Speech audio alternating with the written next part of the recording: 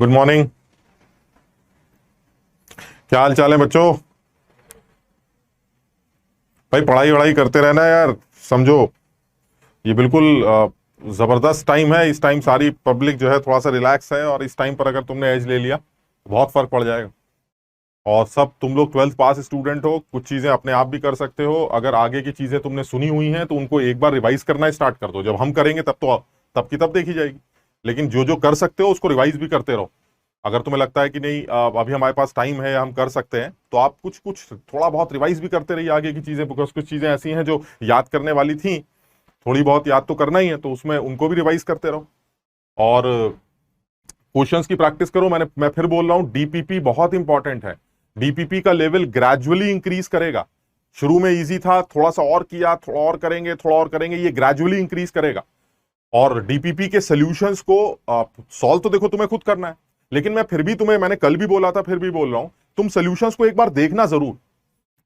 इसलिए नहीं कि यार तुम्हें वो सवाल नहीं आता इसलिए तुम्हें देखना है, इसलिए कि उस सोल्यूशन में तुम्हें कुछ चीजें पुरानी भी मिल जाती हैं, उसको रिपीट कर रहे हैं। बस ऐसे देखा सोल्यूशन सर ने, अच्छा ये वाली बात हाँ सर ने बता रखी है, ये हमें आती है, ये भी हमें बता रखा है, ये भी हमें आता है। एक बार उसको रिवाइज कर लिया करो। तो जो क्लास होगी, उस क्लास का जो पीडीएफ होगा, रिकॉर्डिंग होगा, वो तो तुम्हें मिल ही जाएगा। वो अपलोड कर दिया है, वो कल ही कर दिया था। और साथ ही साथ जो डीपीपीज दी जाएंगी, उन डीपीपीज के थ्रू भी एक क्लास का रिवीजन हो जाएगा, साथ में कुछ प्रैक्टिस भी हो जाएगी।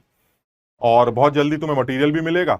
प्रैक्टिस करने के लिए बहुत कुछ होगा। बुक्स का जहां तक सवाल है, वो भी मैंने तुम्हें बताया था, मैं बताऊंगा। अभी मैं बिल्कुल नहीं बताऊंगा, कुछ कुछ दिन और रुकना है हमें, फिर मैं तुम्हें बताऊंगा कि तुम्हें कौन सी बुक्स फॉलो करनी।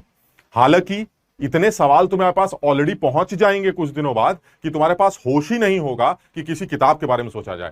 Physical chemistry, organic inorganic chemistry में बहुत ज्यादा फर्क बुक्स को लेकर नहीं है यार, कि आप बहुत ज्यादा बुक्स पढ़ेंगे या बहुत कॉन्सेप्चुअल है सब कुछ, और बहुत ज्यादा कॉन्सेप्चुअल है तो अगर आपको कॉन्सेप्ट समझ में आ जाएंगे, तो अगर आप एक टॉपिक के 10 सवाल, 20 सवाल, 25 सवाल भी लगा लेते हैं, तो भी आपको प्रैक्टिस में सब कुछ रहेगा।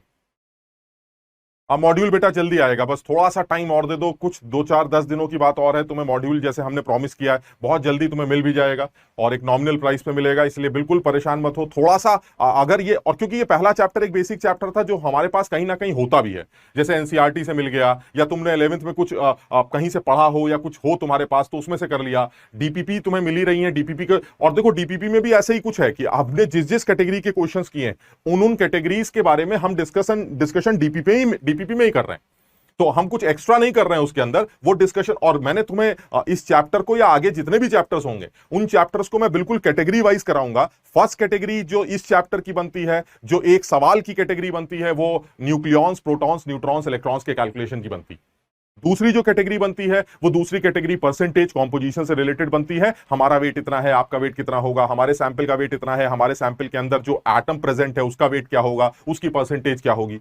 फिर तीसरी जो कैटेगरी बनती है, वो डेंसिटीज को लेके बनती है, वो भी हमने की, और उसका एप्लीकेशन भी हम कॉन्सेंट्रेशन टर्म में देखेंगे। चौथी कैटेगरी जो बनती है, वो मोल कॉन्सेप्ट आता है, दैट इज क्वांटिटेटिव एनालिसिस। उस क्वांटिटेटिव एनालिसिस को भी हमने लास्ट क्लास से स्टार्ट कर दिया। तो ये कैटेगरी वाइज आप इसको आगे बढ़ाइए। लेकिन फिर मैं एक ही बात बोलूंगा, वो वाई मैप जबरदस्त है, उस वाई मैप को जरूर करना। वाई मैप करोगे तो मजा आएगा, वाई मैप याद रखोगे तो मजा आएगा, क्योंकि वही है इस पूरे चैप्टर का क्रक्स। क्योंकि उसमें मतलब ऐसा नहीं है कि सर नहीं मैंने याद तो किया है, सर ऐसा तो नहीं है, मैंने याद तो किया है, लेकिन सर वो उस तरह से नहीं है। अब मैंने तुम्हें बताया वो किस तरह से होना है, ऐसे जबान से ऐसे गिर जाए टप। उसने पूछा मोल मास बताओ, मल्टीप्लाई कर दो एटॉमिक वेट या मॉलिक्यूलर वेट से, टबाक। ये नहीं है कि अच्छा मोल दे रखे हैं, मास निकालना है, सोच रहे। अरे यार ये टाइम ही नहीं है भाई, ये तो एकदम बिल्कुल दिमाग में जबान पर होना चाहिए। जैसे ही उसने पूछा एसटीपी पर गैस का वॉल्यूम दे रखा है, बताइए उसके कितने पार्टिकल्स हैं, तो आपने फौरन बताया एसटीपी के वॉल्यूम को सबसे पहले 22.4 लीटर से डिवाइड करो, और उसके बाद मोल्स निकाल लो, और फिर मोल्स को अवोगाड्रो नंबर से मल्टीप्लाई करो और पार्टिकल्स निकाल लो। अगर वो कहता नहीं मुझे तो पार्टिकल नहीं, मुझे तो इसके अंदर प्रेजेंट एटम चाहिए, तो एटॉमिसिटी से मल्टीप्लाई कर दो, एटम से मिल जाएंगे। ये इंटर कन्वर्जन बहुत ज्यादा इंपॉर्टेंट, इसलिए इस चीज का सब लोग ध्यान रखेंगे।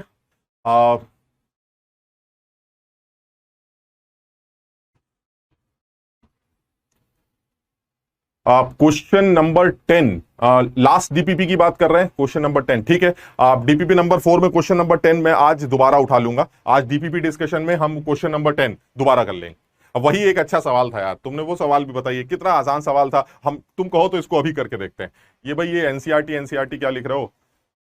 हम इस डीपीपी के जो क्वेश्चन नंबर 10 है उसके बारे में मुझे उसका एग्जैक्टली डेटा शायद याद नहीं होगा, लेकिन अगर कुछ प्लस माइनस होगा तो तुम समझना, मैं उसके क्रक्स को समझाने की कोशिश करता हूं अभी।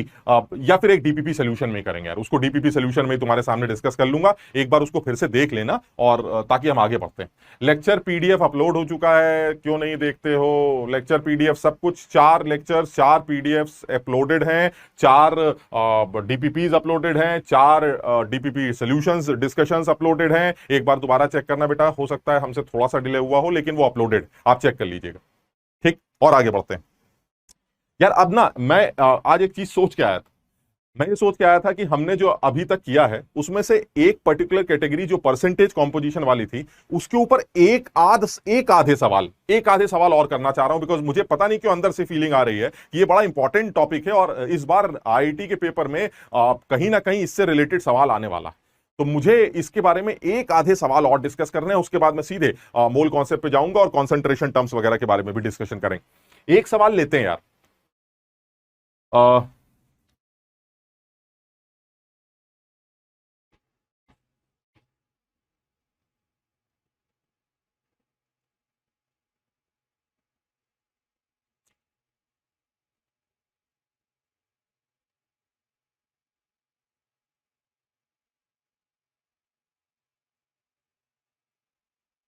ठीक है, अब शुरू करते हैं भाई। अब ये अब चैट थोड़ा सा रुको जरा, हम ये शुरू करने जा रहे हैं, तो तुम लोग इधर कंसंट्रेट करो, इतना चैट पे मत लगा करो। इस पर आते हैं, पहला प्रॉब्लम डिस्कस करते हैं।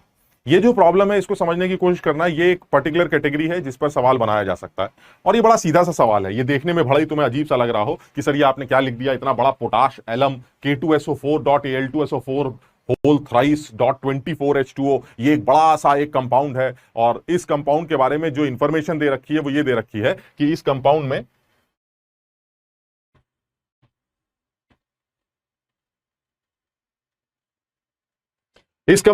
मुझे एक तो ये साहब एक बड़े से आदमी दिए गए। चलिए ठीक है, आपको देख लेते हैं। फिर वो कह रहा है कि इसके अंदर अगर हाइड्रोजन के मोल्स काउंट करूं, हाइड्रोजन एटम्स के, तो वो मोल मुझे 480 नजर आते हैं। एक काम करते हैं, मान लीजिए मुझे हाइड्रोजन के मोल नहीं दे रखे हैं, ठीक। वो मुझसे क्या जानना चाह रहा है मैं ये देखता हूं। वो ये कह रहा है कि इस पूरे सैंपल में जितने भी ऑक्सीजन एटम है, भाई सब लोग इसको बहुत ध्यान से देखेंगे, ठीक है, बहुत ध्यान से देखेंगे। ये अच्छी कैटेगरी के सवाल हैं जिस पर सवाल बनते हैं। हमने हालांकि इससे रिलेटेड एक आध बात छोटी सी की है, लेकिन मैं चाह रहा हूं इसके ऊपर थोड़ा सा डिस्कशन कर लिया जाए। हम ये बात कर चुके हैं परसेंटेज कंपोजिशन से रिलेटेड कि अगर किसी कंपाउंड के बारे में इंफॉर्मेशन दी जाए और उसके अंदर किसी पड़े हुए एटम के बारे में इंफॉर्मेशन मांगी जाए, तो उसका तरीका क्या है। उसका तरीका यह है कि मुझे आप सैंपल के बारे में बता दीजिए, उसके बाद मुझसे जो दिल करे आप पूछ लीजिए। तो मैंने तुम्हें क्या बताया था कि सैंपल के बारे में इंफॉर्मेशन देने का एक तरीका डायरेक्ट होता है। सर 50 मोल दे रखे हैं सैंपल के, बताइए क्या होगा, ठीक। एक तो तरीका ये। दूसरा तरीका ये है कि उसी सैंपल में किसी और एटम की इंफॉर्मेशन दे दी जाए और फिर वो किसी दूसरे एटम की इंफॉर्मेशन पूछे। तो सर ये तो अजीब सी बात हो गई, जिस एटम की इंफॉर्मेशन दे रखी है उससे हम दूसरे एटम की इंफॉर्मेशन कैसे निकालें। देखो तरीके बहुत सारे होंगे, मुझे भी बहुत सारे तरीके पता है, लेकिन मैं अपनी एक लाइन फिक्स करना चाह रहा हूं कि भाई मैं 10 तरीके नहीं सोचूंगा, मैंने एक प्रॉपर तरीका बना रखा है, और उस प्रॉपर तरीके से आगे बढ़ने पर मुझको कभी गलती का सामना नहीं करना पड़ेगा, मैं आसानी से सवाल कर लूं। तरीका क्या है, आपको सर जो देना है ना, जो देना है दे दीजिए, मुझे मतलब ही नहीं। मेरा दिमाग सिर्फ या मेरी आंखें सिर्फ एक चीज ढूंढती, सर सैंपल कितने मोल है ये बता दीजिए बस। क्योंकि जैसे ही सैंपल का मोल मिलेगा मैं उस सैंपल में पड़े इंडिविजुअल एटम्स के मोल्स कैलकुलेट कर लूंगा। अगर तुम्हें याद आ रहा हो, A2B3 का अगर 2 मोल था तो A के 4 थे और B के 6 मोल, यानी मुझे A2B3 का मोल दे दीजिए बस। डायरेक्ट वे में, इनडायरेक्ट वे में, जैसे घुमाना फिराना कर लीजिए, मैं आपको सारे आंसर निकाल के दे दूंगा। आप मुझे सिर्फ सैंपल के मोल दीजिए, जैसा दिल करे दे दीजिए आप। तो मैंने कहा भाई देख लो, अगर तुम्हें दिखाई देते हो तो ठीक है, हमने तो जो देना था हमने दे दिया। हमने एक बड़ा सा एक मॉलिक्यूल लिया, उसका एक बड़ा सा सैंपल ले लिया, और उस सैंपल में हमने हाइड्रोजन एटम्स को काउंट किया। जब मुझे हाइड्रोजन एटम्स काउंट करके मिले तो पता ये चला कि उसके अंदर हाइड्रोजन एटम 480 मोल। अब अगर हाइड्रोजन एटम 480 मोल हैं, तो फिर हमने कहा सर आपने सैंपल तो दिया ही नहीं, सैंपल के अंदर हाइड्रोजन क्यों दे रहे हैं। इसका मतलब है, क्योंकि मेरी आंखें क्या ढूंढती हैं, मेरी आंखें सैंपल ढूंढती हैं। इसका मतलब यह हुआ कि हाइड्रोजन की यह इंफॉर्मेशन मुझे सैंपल देने जा रही है, मुझे सैंपल के बारे में इंफॉर्मेशन देने जा रही है। कैसे? मैं ये बोलूंगा कि सर देखिए ऐसा है, मुझे ऐसा लगता है, आप अपने 480 मोल छुपा लीजिए, ठीक, मुझे ऐसा लगता है कि अगर इस सैंपल का 1 मोल होता, अगर होता है, पता नहीं कितना है, लेकिन अगर होता 1 मोल, तो सर मुझे ऐसा लगता है कि उस 1 मोल उस पोटाश एलम के सैंपल में 48 मोल हाइड्रोजन एटम्स होते। ये देखिए आप, 24 × 2, क्लियर है ये? यानी उल्टा बोल देते हैं, 48 मोल हाइड्रोजन एटम अगर होते तो ये सैंपल 1 मोल होता। समझो बात को, जो दिया है उसको छोड़ो, जो दिख रहा है पहले उसके बारे में बात कर रहे हैं। दिख क्या रहा है कि अगर हाइड्रोजन के 48 मोल होते तो ये सैंपल 1 मोल होता, क्योंकि मुझे पढ़ाया गया है 1 मोल सैंपल में, अगर ये सैंपल 1 मोल है तो उस 1 मोल सैंपल में पोटेशियम के 2 मोल होंगे, एल्युमिनियम के 2 मोल होंगे, सल्फर के 1 यहां से और 3 यहां से, यानी 4 मोल होंगे, हाइड्रोजन के 48 मोल्स होंगे, और इसी तरह से ऑक्सीजन के 4 यहां से, 12 यहां से और 24 यहां से। कितने हो गए? 4 12 16 24 40 मोल्स होंगे अगर ये सैंपल 1 मोल होगा। समझो ये इंफॉर्मेशन बात की बात, मैं तो सैंपल देख के बात कर रहा हूं कि if sample 1 then hydrogen will be 48। उल्टा करते हैं, if hydrogen is 48 then sample will be 1। इसका मतलब ये हुआ, जो इंफॉर्मेशन मुझे समझ में आ रही है वो ये आ रही है कि इफ हाइड्रोजन एटम्स, बल्कि 1 मोल क्यों, 48 मोल्स की बात कर रहे हैं, if hydrogen atoms 48 moles then sample will be 1 मोल।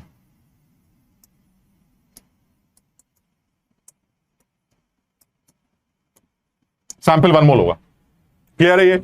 अगर हाइड्रोजन एटम के 48 मोल्स होते तो सैंपल 1 मोल होता। अब बताइए, आप बताइए, आप क्या बोल रहे हैं? हमने कहा तुम अजीब आदमी हो, हम तुमसे कह रहे हैं कि हाइड्रोजन 480 है, तुम जबरदस्ती 48 कर रहे हो। हमने कहा सुनो तो, अगर सैंपल 1 होता तो 48 होते ना, अब तुम 480 बोल रहे हो तो इसका मतलब सैंपल 10 गुना होगा। समझ में आई बात? इसका मतलब क्या हुआ कि अगर हाइड्रोजन 48 होता तो ये सैंपल 1 मोल होता, लेकिन ये तो 480 मोल है, तो दैट मींस अगर 480 मोल्स हैं, यानी इफ हाइड्रोजन एटम्स 480 मोल्स, तो क्या लिखेंगे? Then sample should be 10 moles. बस सर, अब मजा आ गया। ये सारी बकवास जो आपने दी है, ये सारी बकवास आपने सिर्फ इसलिए दी है ताकि मुझे इस सैंपल के मोल्स पता चल जाए। मुझे एक बार सैंपल के मोल मिलेंगे, मैं बैंड बजा दूंगा, इस पूरे सैंपल का तिया पांचा कर दूंगा। आप बताइए, अगर मुझे सैंपल 10 मोल दिया गया है, अब पूछिए आप मुझसे क्या पूछ रहे हैं। अब तुम समझना, ये सवाल तो मैं ऐसे भी दे सकता था ना यार, कि मेरे पास इस पोटाश एलम के 10 मोल है, बताइए ऑक्सीजन के कितने मोल है, कुछ भी। लेकिन मैंने तुम्हें पोटाश एलम के डायरेक्ट मोल नहीं दिए, मैंने तुम्हें पोटाश एलम में जो एक एलिमेंट पड़ा है उसके मोल दे दिए। उससे मुझे सैंपल के बारे में पता चल गया, पोटाश एलम का कितना सैंपल। और जैसे ही मुझे पोटाश एलम का सैंपल पता चला, मैंने फटाफट आंसर कैलकुलेट कर लिया। यानी अब ये काम खत्म, इसका कोई और यूज नहीं।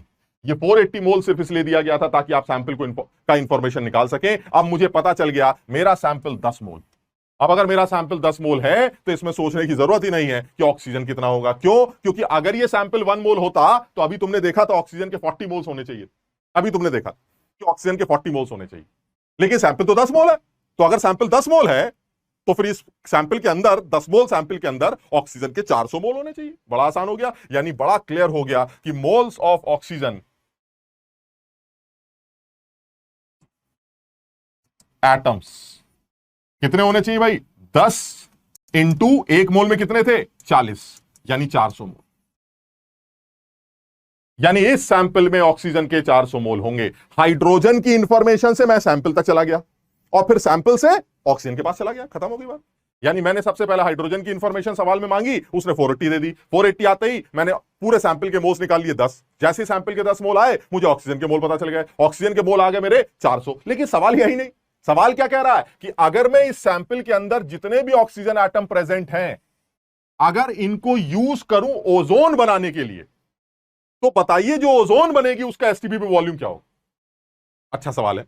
अब मैंने कहा देखिए ऐसा, एक मिनट रुकिए, ऑक्सीजन के मोल्स तो मेरे पास आ गए, ठीक है। जैसे मेरे पास ऑक्सीजन के मोल आएंगे तो मैं इनको इकट्ठा करके ओजोन बनाऊंगा।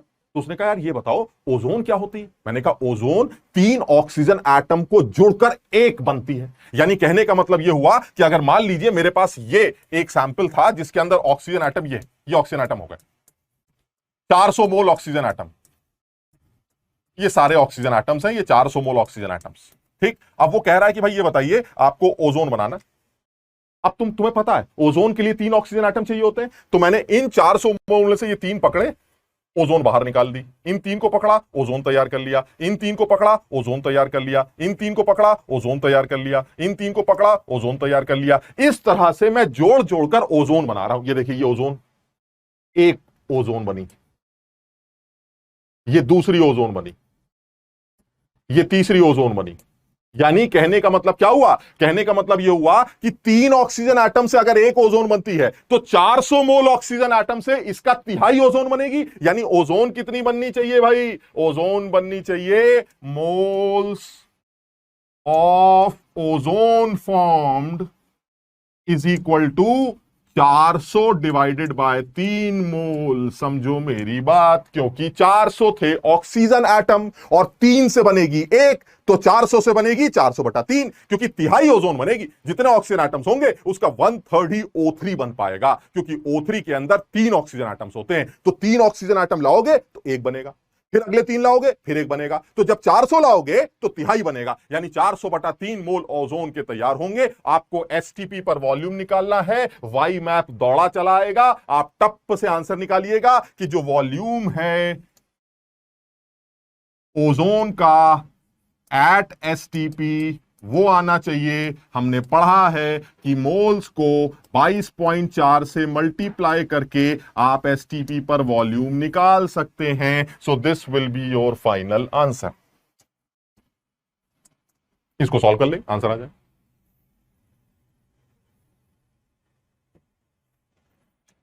क्लियर है सब लोगों को? ये आप कुछ लोग आंसर बता रहे हैं यार, देखो मैंने इसको सॉल्व तो नहीं किया है, इसको तुम अपने हिसाब से सॉल्व करो। रफली जो मेरे दिमाग में आ रही है आंसर वो आ रहा है, कुछ भी आ रहा है यार, पता नहीं। अब इसको सॉल्व कर लेना, जो भी सॉल्व करके इसका आंसर आएगा वो आ जाएगा। कुछ बच्चों ने आंसर, कई बच्चे इसको 2986 बता रहे हैं, तो हो सकता है कि सही हो सकता है सही हो। अब तुम एक बार इसको चेक करना, मुझे पता नहीं। ठीक, तो इसको सॉल्व कर लेंगे, जो भी इसका आंसर निकल के आएगा वो फाइनल आंसर होगा। और इस बात का बिल्कुल ध्यान रखेंगे कि जब कभी भी कोई सैंपल दिया जाए और उस सैंपल में किसी एक इंडिविजुअल एटम के बारे में इंफॉर्मेशन दी जाए तो फटाक से उसको पकड़ के सैंपल तक पहुंच जाना, और जैसे ही सैंपल तक पहुंचोगे तुम्हें बाकी सारे एटम्स की इंफॉर्मेशन मिल जाएगी। क्योंकि मुझे पता है अगर सैंपल के A2B3 जैसे सैंपल के 1 मोल होते हैं तो A के 2 मोल और B के 3 मोल होते हैं। इसी तरह से इस पोटाश एलम का अगर 1 मोल होता तो पोटेशियम के 2, एल्युमिनियम के 2, सल्फर के 4, हाइड्रोजन के 48 और ऑक्सीजन के 40 मोल्स होते अगर ये 1 मोल होता। लेकिन वो तो कह रहा है कि हाइड्रोजन के तो 480 हैं, तो इसका मतलब सैंपल 10 मोल होगा। अगर सैंपल 10 मोल है तो ऑक्सीजन के 400 मोल होंगे, ऑक्सीजन के 400 होंगे तो ओजोन 400/3 बनेगी। 400/3 का एसटीपी पे वॉल्यूम 22.4 से गुना करके निकाला जा सकता है। आगे बढ़ते हैं। क्लियर है सबको? जल्दी से यस लिख के बताओ भाई, क्लियर है? आगे बढ़ते हैं फटाफट।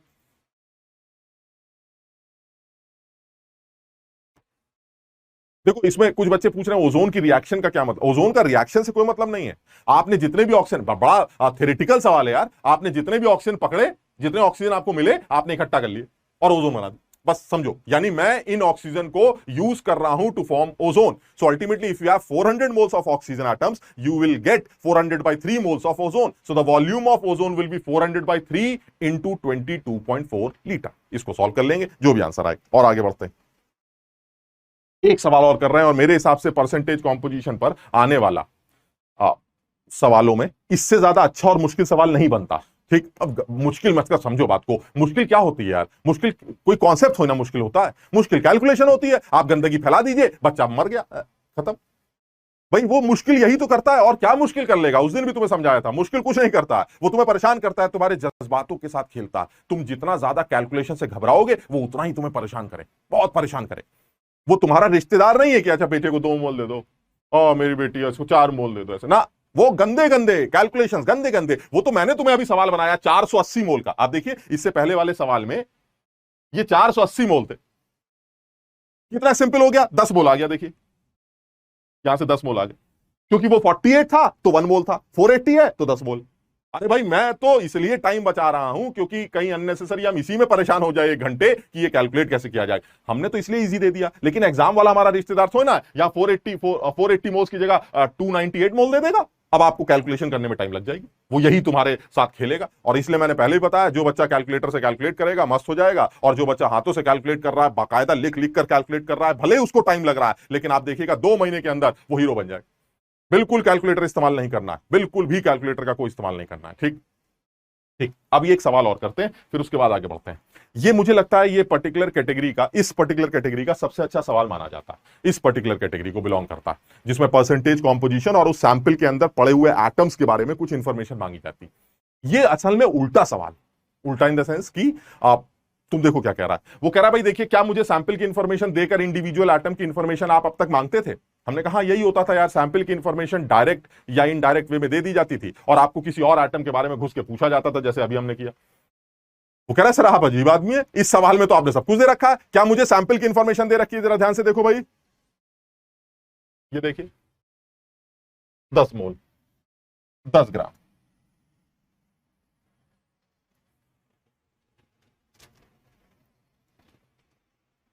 भाई अब फिर तुम लोग चार्ट, अब इसको इसको ध्यान से देखो, पहले पहले पढ़ाई करेंगे फिर बातें करेंगे। ठीक, सबसे पहले आगे बढ़ते हैं। वो कह रहा है भाई इस बार आपने सैंपल की इंफॉर्मेशन दे रखी है। हाँ, तो सर आप किसी एटम की इंफॉर्मेशन मांगेंगे? अब तक आपने यही पूछा, या तो सैंपल की इंफॉर्मेशन डायरेक्ट होती थी या इनडायरेक्ट होती थी, आप उसके अंदर पड़े इंडिविजुअल एटम के बारे में मुझसे बात किया करते थे।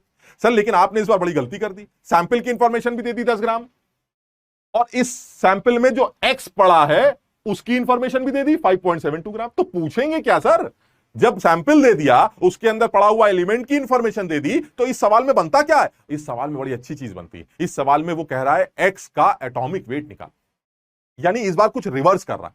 तो एक काम करते हैं यार, हम इस सवाल को ऐसे करते हैं कि मुझे एक्स का वेट कैलकुलेट करना है, ये नहीं आता मुझे एक्स का वेट कैलकुलेट करना है, सैंपल का वेट दे रखा है, आप बताइए आंसर कैसे निकले।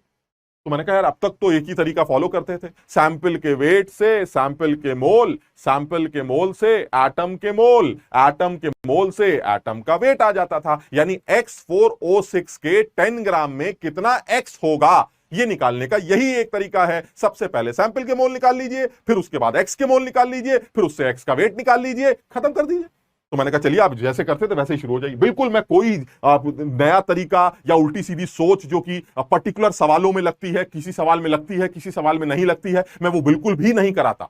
मैं इस तरह की बातों में बिल्कुल नहीं फंसता। जिस चीज को मैं बिल्कुल क्लियर हूं कि जो मैं बता रहा हूं वो हर जगह बिल्कुल यूज की जा सकती है, हम उसी चीज को डिस्कस कर रहे हैं। हम पर्टिकुलर सवालों में अगर ये सोचते रह गए कि इस तरह के सवाल ऐसे कर लेंगे, उस तरह के सवाल वैसे कर लेंगे, तब तो मस्त हो जाएंगे। क्योंकि कितना याद करके जाओगे यार, एक जनरल तरीका बिल्कुल, क्या कि सर आपने सैंपल का वेट दे रखा है? हाँ दे रखा है। सर सैंपल के अंदर ये एटम का वेट निकालना है, आपने बताया है सैंपल का वेट से सैंपल के मोल, सैंपल के मोल से एटम के मोल, एटम के मोल से एटम का वेट, बात खत्म। ठीक, बिल्कुल करके देख लेते हैं फटाफट। क्या है, आप सबसे पहले लिखते हैं, मैं अपने तरीके से लिखता हूं, जरा देखना। 10 ग्राम, फिर मैं तुम्हें बताऊंगा मैं क्या लिख रहा हूं। सैंपल के वेट से सैंपल के मोल, सैंपल के मोल से निकाला, ये आया सैंपल के मोल। अब बताओ वेट से मोल कैसे निकलते हैं? भाई मैं आपको बुला लेते, दौड़ा दौड़ा चला रहा है, सर वेट से क्या निकालना है? हमने कहा मोल निकालना है। सर मॉलिक्यूलर वेट से डिवाइड कर दीजिए, मोल्स आ जाएंगे। Weight divided by molecular weight will be moles. यानी कि अब मैंने कहा भाई ये बताइए साहब के मॉलिक्यूलर वेट क्या होगा? 10 ग्राम दे रखा है, मोल्स कैसे निकालूं? तो उसने कहा सर इसका मॉलिक्यूलर वेट ले लीजिए ना। अब दिक्कत यह है कि इसके मॉलिक्यूलर वेट में एक्स अननोन है और वही हमें निकालना है। तो हमने मान लिया let the atomic weight of X is M, कुछ भी मान लो। तो इसका मतलब ये हुआ the molecular weight of X4O6 will be 4m plus 96, 16 into 6 96। सब लोग समझना, यानी आपने सबसे पहले सैंपल का वेट लिया, सैंपल के वेट को उसके मॉलिक्यूलर वेट से डिवाइड किया, मॉलिक्यूलर वेट को डिवाइड करते वक्त आपको अननोन था उस एक्स का एटॉमिक वेट, इसलिए आप उसका मॉलिक्यूलर वेट नहीं लिख पाए, उसका मॉलिक्यूलर वेट आपने एम के टर्म्स में लिख दिया। ठीक, और आगे बढ़ते हैं। जब तुम्हें सैंपल के मोल पता चल जाते हैं, क्या सब लोग इस बात को एग्री करते हैं कि जब सैंपल के मोल पता हो तो मैं उसके अंदर पड़े हुए एटम्स के मोल निकालना जानता हूं सबस्क्रिप्ट से मल्टीप्लाई करके? यानी एक्स के मोल आएंगे, वो आएंगे 10 divided by 4m plus 96 into 4, ये एक्स के मोल आ गए। और जब एक्स के मोल आ जाते हैं तो सर उसका वेट निकालने के लिए वाई में आपको फिर से बुलाना पड़ता है, और मोल से वेट निकालने के लिए उस एलिमेंट के एटॉमिक वेट से मल्टीप्लाई करना पड़ता है। तो मैंने एक्स का वेट भी निकाल लिया, यहां पर निकाल लेते हैं, अगर तुम लोग देख पा रहे हो यहां पर निकाल लेते हैं, this is 10 bye 4m+96 into 4, ये तो, और इंटू एटॉमिक वेट कितना था m। इसको सब लोग समझना। आप देखो मैं इसको तुम्हें समझाता हूं क्या क्या कर रहे हैं। ये क्या चीज, वेट ऑफ सैंपल। ये वही वाली बात है जो मैं बोल रहा था, शर्माने की जरूरत नहीं है, बोला ऐसे ही करो, ऐसे ही बोलोगे तो ही सीखोगे। सैंपल के वेट से सैंपल के मोल,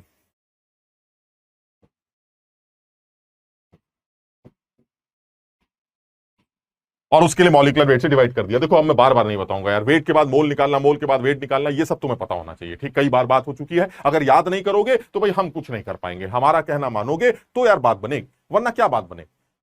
समझ लो बात को। तो इसको आपने मोल्स में कन्वर्ट कर। अच्छा अब और ध्यान से देखना, ये क्या बन गया यार, सैंपल के वेट से सैंपल के मोल, सैंपल के मोल से एटम के मोल, मोल्स ऑफ एक्स, और एटम के मोल से एटम का वेट, और मोल से वेट निकालने के लिए एटम के एटॉमिक वेट m जो आपने माना था उससे मल्टीप्लाई कर दिया। This is weight of atom, wait of x. आगे आंसर खत्म हो गया। खत्म करिए बात को। अरे सर रुकिए तो, सैंपल के अंदर एक्स का वेट, जो एटम का वेट आपने निकाला है वो तो मैंने सवाल में दे रखा है। मैंने कहा कितना दे रखा है, कह रहा 5.72 ग्राम है तो एक्स, 10 ग्राम के सैंपल में एक्स का जो वेट है वो 5.72 है। मैंने कहा यार अरे मैंने तो ये निकाल लिया, और तुम कह रहे हो उसके अंदर एक्स का जो वेट है वो 5.72 है। तो सर एक काम करते हैं ना, आपने जो निकाला है और जो हमने दिया है उसको इक्वेट कर देते हैं। ये दोनों वैल्यूज को आपस में इक्वेट कर देते हैं, और जैसे ही आप इसको आपस में इक्वेट करेंगे 5.72 को, तो आप देख लीजिए इस पूरी इक्वेशन में सिर्फ एक अननोन है, दैट इज m। आप m कैलकुलेट कर सकते हैं, m को सॉल्व किया जा सकता है, और m को सॉल्व करके इसका आंसर आएगा। मुझे लगता है कि m को सॉल्व करके ऑलमोस्ट कुछ 32 के आसपास या 31 के आसपास आता है। कुछ बच्चे सही बता रहे हैं। Good, very good. Swastik, Lucky, Chirag, very good. Chirag ने गड़बड़ बताया, भावेश गुड, आयुष गुड, मान्या सही, वेरी गुड। सब लोग सही कर रहे हैं, बिल्कुल सीधा सवाल। अच्छा इसमें कुछ खास कलाकारी करनी नहीं थी यार। ये सवाल मुझे इसलिए अच्छा लगता है क्योंकि इसमें बच्चों को एक डाउट ये आता है कि जब सब कुछ दे रखा है तो निकालना क्या है। तो अब इसमें देखो फिर वही है, मैंने कोई नया तरीका ही नहीं बताया। मैंने तो ये बताया एक सैंपल दे रखा है, सैंपल के मोल निकाल लेना, एटम के मोल निकाल लेना, एटम का वेट निकाल लेना, और इक्वेट कर देना जो दे रखा है। जो अननोन होगा वो अपने आप ही सॉल्व हो जाएगा, खत्म। जो अननोन होगा वो अपने आप ही कैलकुलेट हो जाएगा। यानी अगर मेरे पास ये सैंपल 10 ग्राम था तो इस 10 ग्राम के सैंपल के सबसे पहले मोल्स निकाले, सैंपल के वेट से सैंपल के मोल, सैंपल के मोल से एटम के मोल, क्योंकि सबस्क्रिप्ट से मल्टीप्लाई करते हैं। अगर सैंपल का, इस सैंपल का अगर 1 मोल होता तो एक्स के कितने मोल होते, 4। ऑक्सीजन के कितने होते, 6। अगर इस सैंपल के 2 मोल होते तो एक्स के कितने होते, 8। ऑक्सीजन के कितने होते, 12। अगर इसके 3 मोल होते तो एक्स के कितने होते, 12। ऑक्सीजन के कितने होते, 18। So on so on so on. लेकिन इसके तो इतने मोल है, तो फिर एक्स के कितने होंगे, डबल होंगे, 4 टाइम्स होंगे। ये देखिए 4 टाइम्स होंगे। ये समझ में आ रहा है? यानी जितने भी सैंपल के मोल्स होंगे उसका 4 टाइम्स एक्स के मोल होंगे, और सैंपल के मोल ये, तो एक्स के डबल 4 टाइम्स हो गए। ये देखिए 4 टाइम्स 4 से मल्टीप्लाई कर दिया, और जब एक्स के मोल आ गए तो एक्स का एटॉमिक वेट से मल्टीप्लाई करके एक्स का वेट निकाल लिया। और एक्स का वेट तो सवाल में ऑलरेडी 5.72 गिवन है, तो मैंने कहा भाई ठीक है, मैंने एम के टर्म्स में निकाला है, आपने एग्जैक्ट वैल्यू दे रखी है, दोनों को आपस में इक्वेट कर देते हैं। जो अननोन होगा अपने आप ही बाहर निकल आ जाए। एम की वैल्यू आप आसानी से 5.72 को इक्वेट करके सॉल्व कर सकते हैं, ऑलमोस्ट 31-32 के आसपास निकल के। वेरी गुड, शाबाश, सारे बच्चे बहुत अच्छा कर रहे हैं, वेरी गुड। सब लोगों को समझ में आ रहा है? भाई देखो ऐसा है, मैं तुम्हें बताऊं, कुछ लोगों के दिमाग में ये चल रहा होगा, जब पहली क्लास थी तो बहुत हल्का हल्का चल रहा था, जब दूसरी क्लास थी थोड़ा सा और बढ़ा, थोड़ा सा और बढ़ा। ये धीरे धीरे करके यार थोड़ा सा बढ़ेगा, समझ लो। और तुमको शुरू में एडमिशन लेने से पहले भी मैंने बताया, बिल्कुल 0 लेवल से ही चलेंगे, आगे तक जाना है 0 लेवल से चलेंगे। जिनको शुरू में आता था ना, कोई इशू नहीं, लेकिन उनको डिस्टर्ब नहीं करनी है बस क्लास। जो चीज आपको आती है उसको आप बिल्कुल बहुत बढ़िया आपको आती है, इसमें कोई बुराई नहीं, आपको आती है ये बात, लेकिन आपको डिस्टर्ब नहीं करना है बस। भाई ये सब तुम लोग मिलकर, समझ लो बात को, हम लोगों का नाम, अपने माँ बाप का नाम रोशन करने जा रहे हो। ये कंपटीशन ऐसा कंपटीशन नहीं है यार कि आप एक दूसरे के सर पे रखें पैर ना, ये तो एक दूसरे को देखकर बढ़ने वाली बात आती कि अच्छा उसने जल्दी कर लिया यार, ये क्या, ये तो एक खटाक से आदित्य आंसर दे रहा है यार, ये क्या बात होती, हम नहीं कर पाए। इसका ये मतलब नहीं कि अब आप उसमें उल्टी सीधी बातें लिखना स्टार्ट कर दें ना, आपको ये सोचना है कि नहीं आप अगला सवाल का आंसर सबसे पहले मुझे देना है, भले ही मैं ना देख पाऊं, भले ही मैं ना देख पाऊं। मैं तुम्हें पहले भी बता चुका हूं कि ये जो चैट चल रही है ये इतनी तेज चलती है कि मैं नाम भी जल्दी से नहीं पढ़ पाता। लेकिन तुम ये मानना कि जिस बच्चे ने सही आंसर दिया है, जो बच्चा कुछ सीख रहा है, उसकी भावनाएं मुझ तक पहुंच रही हैं और साथ ही साथ मेरा आशीर्वाद भी उसके तक पहुंच रहा है, और मैं ये मानता हूं कि धीरे धीरे कर कर उसके अंदर वो ग्रोथ नजर आने लगी। भले ही मैं आपको पहचान ना पाऊं, भले ही मैं आपको देख ना पाऊं, भले ही मैं ये ना देख पाऊं कि आपने आंसर सही दिया है कि नहीं, समझ रहे हो बात को, लेकिन अगर आपने आंसर सही दिया है और मैंने ना भी देखा हो, आप समझ लेना मैंने आपकी शाबाशी दी है, आपको आशीर्वाद दिया है, आपको जरूर इस चीज का फायदा होने वाला है। और ये हर टीचर के साथ होगा, ये सिर्फ मेरे साथ नहीं होगा। इसलिए मैंने कई बार बताया, ये टाइपिंग, चैटिंग, ये काम की चीजों के लिए रखेंगे तो और इसका फायदा उठा सकते हैं। अगर हम अननेसेसरी ये डीपीपी डीपीपी डीपीपी डीपीपी, हम तो समझ ही नहीं पाते। अब इसमें एक बच्चा बोल रहा है इस सवाल के लिए, रिपीट करने के लिए कह रहा है, और रिपीट करने के लिए जो बच्चा कह रहा है मैं बताऊं, ये देखो बेटा, इसमें तुम समझना, कुछ बच्चे इसमें बोल रहे हैं वंस अगेन करके बताने के लिए। मैं तुम्हें बताऊं, तुम मेरी बात अगर समझ गए ना, तुम सवाल फिर से छोड़ दो यार, इसको भूल जाओ, कुछ नहीं, तुम सिर्फ मेरी एक बात ही समझ लो यार।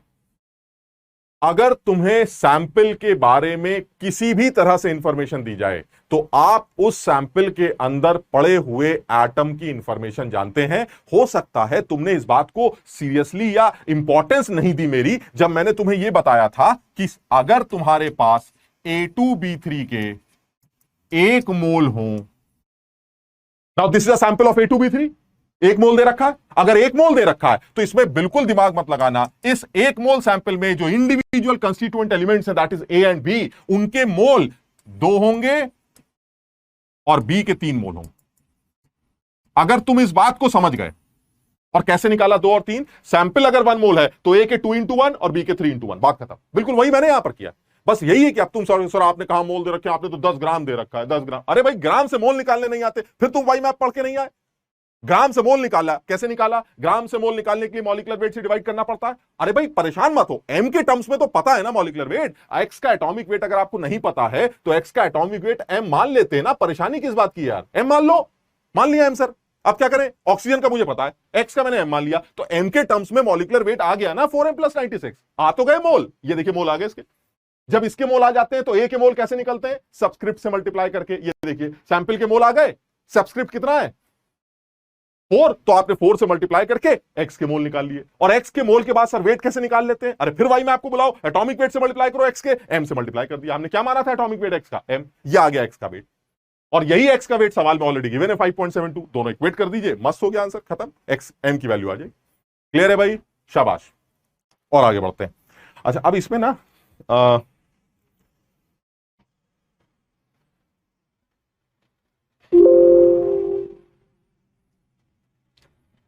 एक सेकेंड,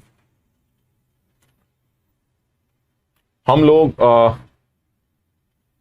मोल कॉन्सेप्ट कर रहे थे, हम मोल कॉन्सेप्ट पर आते हैं।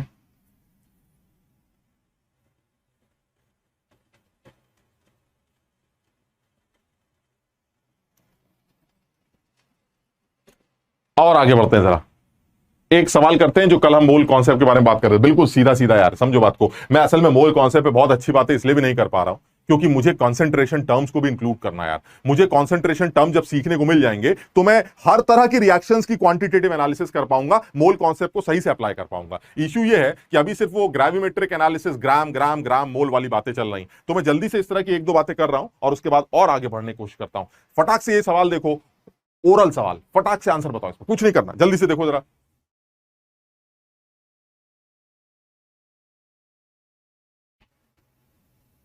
हाँ बिल्कुल सही है, कुछ बच्चे कह रहे हैं पूरा वाई मैप का खेल है, बिल्कुल सही कह रहे हो, पूरा वाई मैप का खेल है।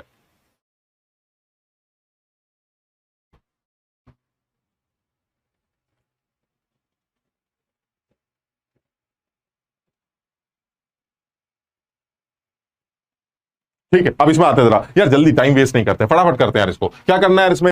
वो कह रहा भाई साहब एक रिएक्शन हो रही है जिंक के HCl के साथ। ये तो मैं हूं जो मैंने तुम्हें जिंक के HCl से रिएक्शन लिख के दे दी।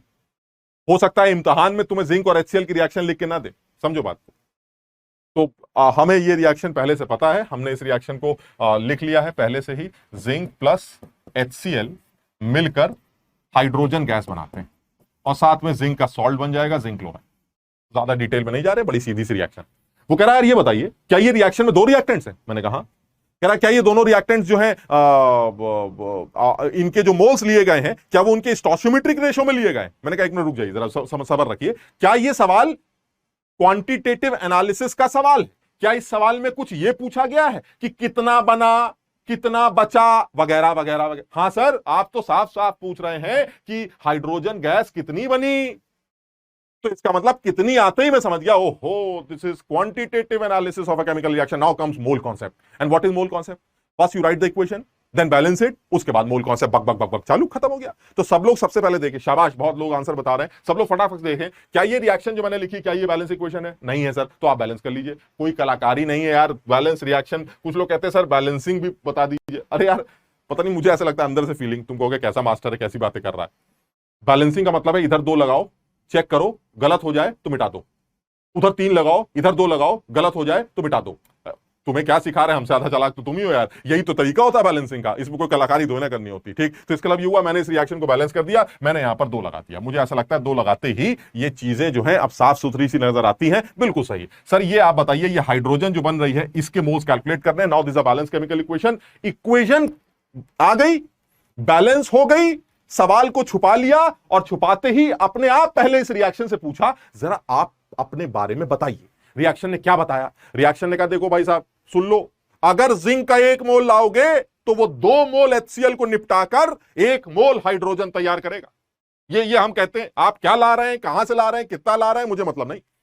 हम ये कहते हैं, या रिएक्शन ये कहती है कि जिंक का 1 मोल वो HCl के 2 मोल के साथ अगर भिड़ा तो हाइड्रोजन का 1 मोल तैयार करेगा। ये रिएक्शन कहती है।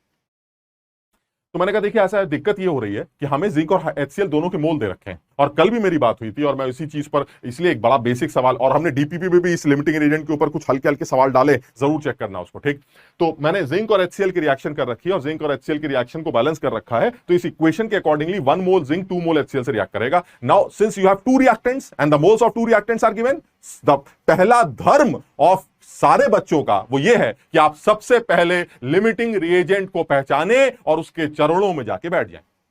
तो मैंने कहा, सर ये तो बड़ा मुश्किल काम, लिमिटिंग रिएजेंट कैसे निकलता है? या कल तो समझाया तुम्हें मैंने, डीपीपी में भी बार बार समझाया, मैं आज फिर समझा रहा हूं इस बात को कि कोने में जाना पड़ता है लिमिटिंग रिएजेंट निकालने के लिए। कोने, कॉपी के कोने में, कमरे के कोने में नहीं जाना है तुम्हें, कॉपी के कोने में जाना है, और कॉपी के कोने में जाते ही एक काम करना है, मोल्स डिवाइडेड बाय स्टोइचियोमेट्रिक कोफिशिएंट।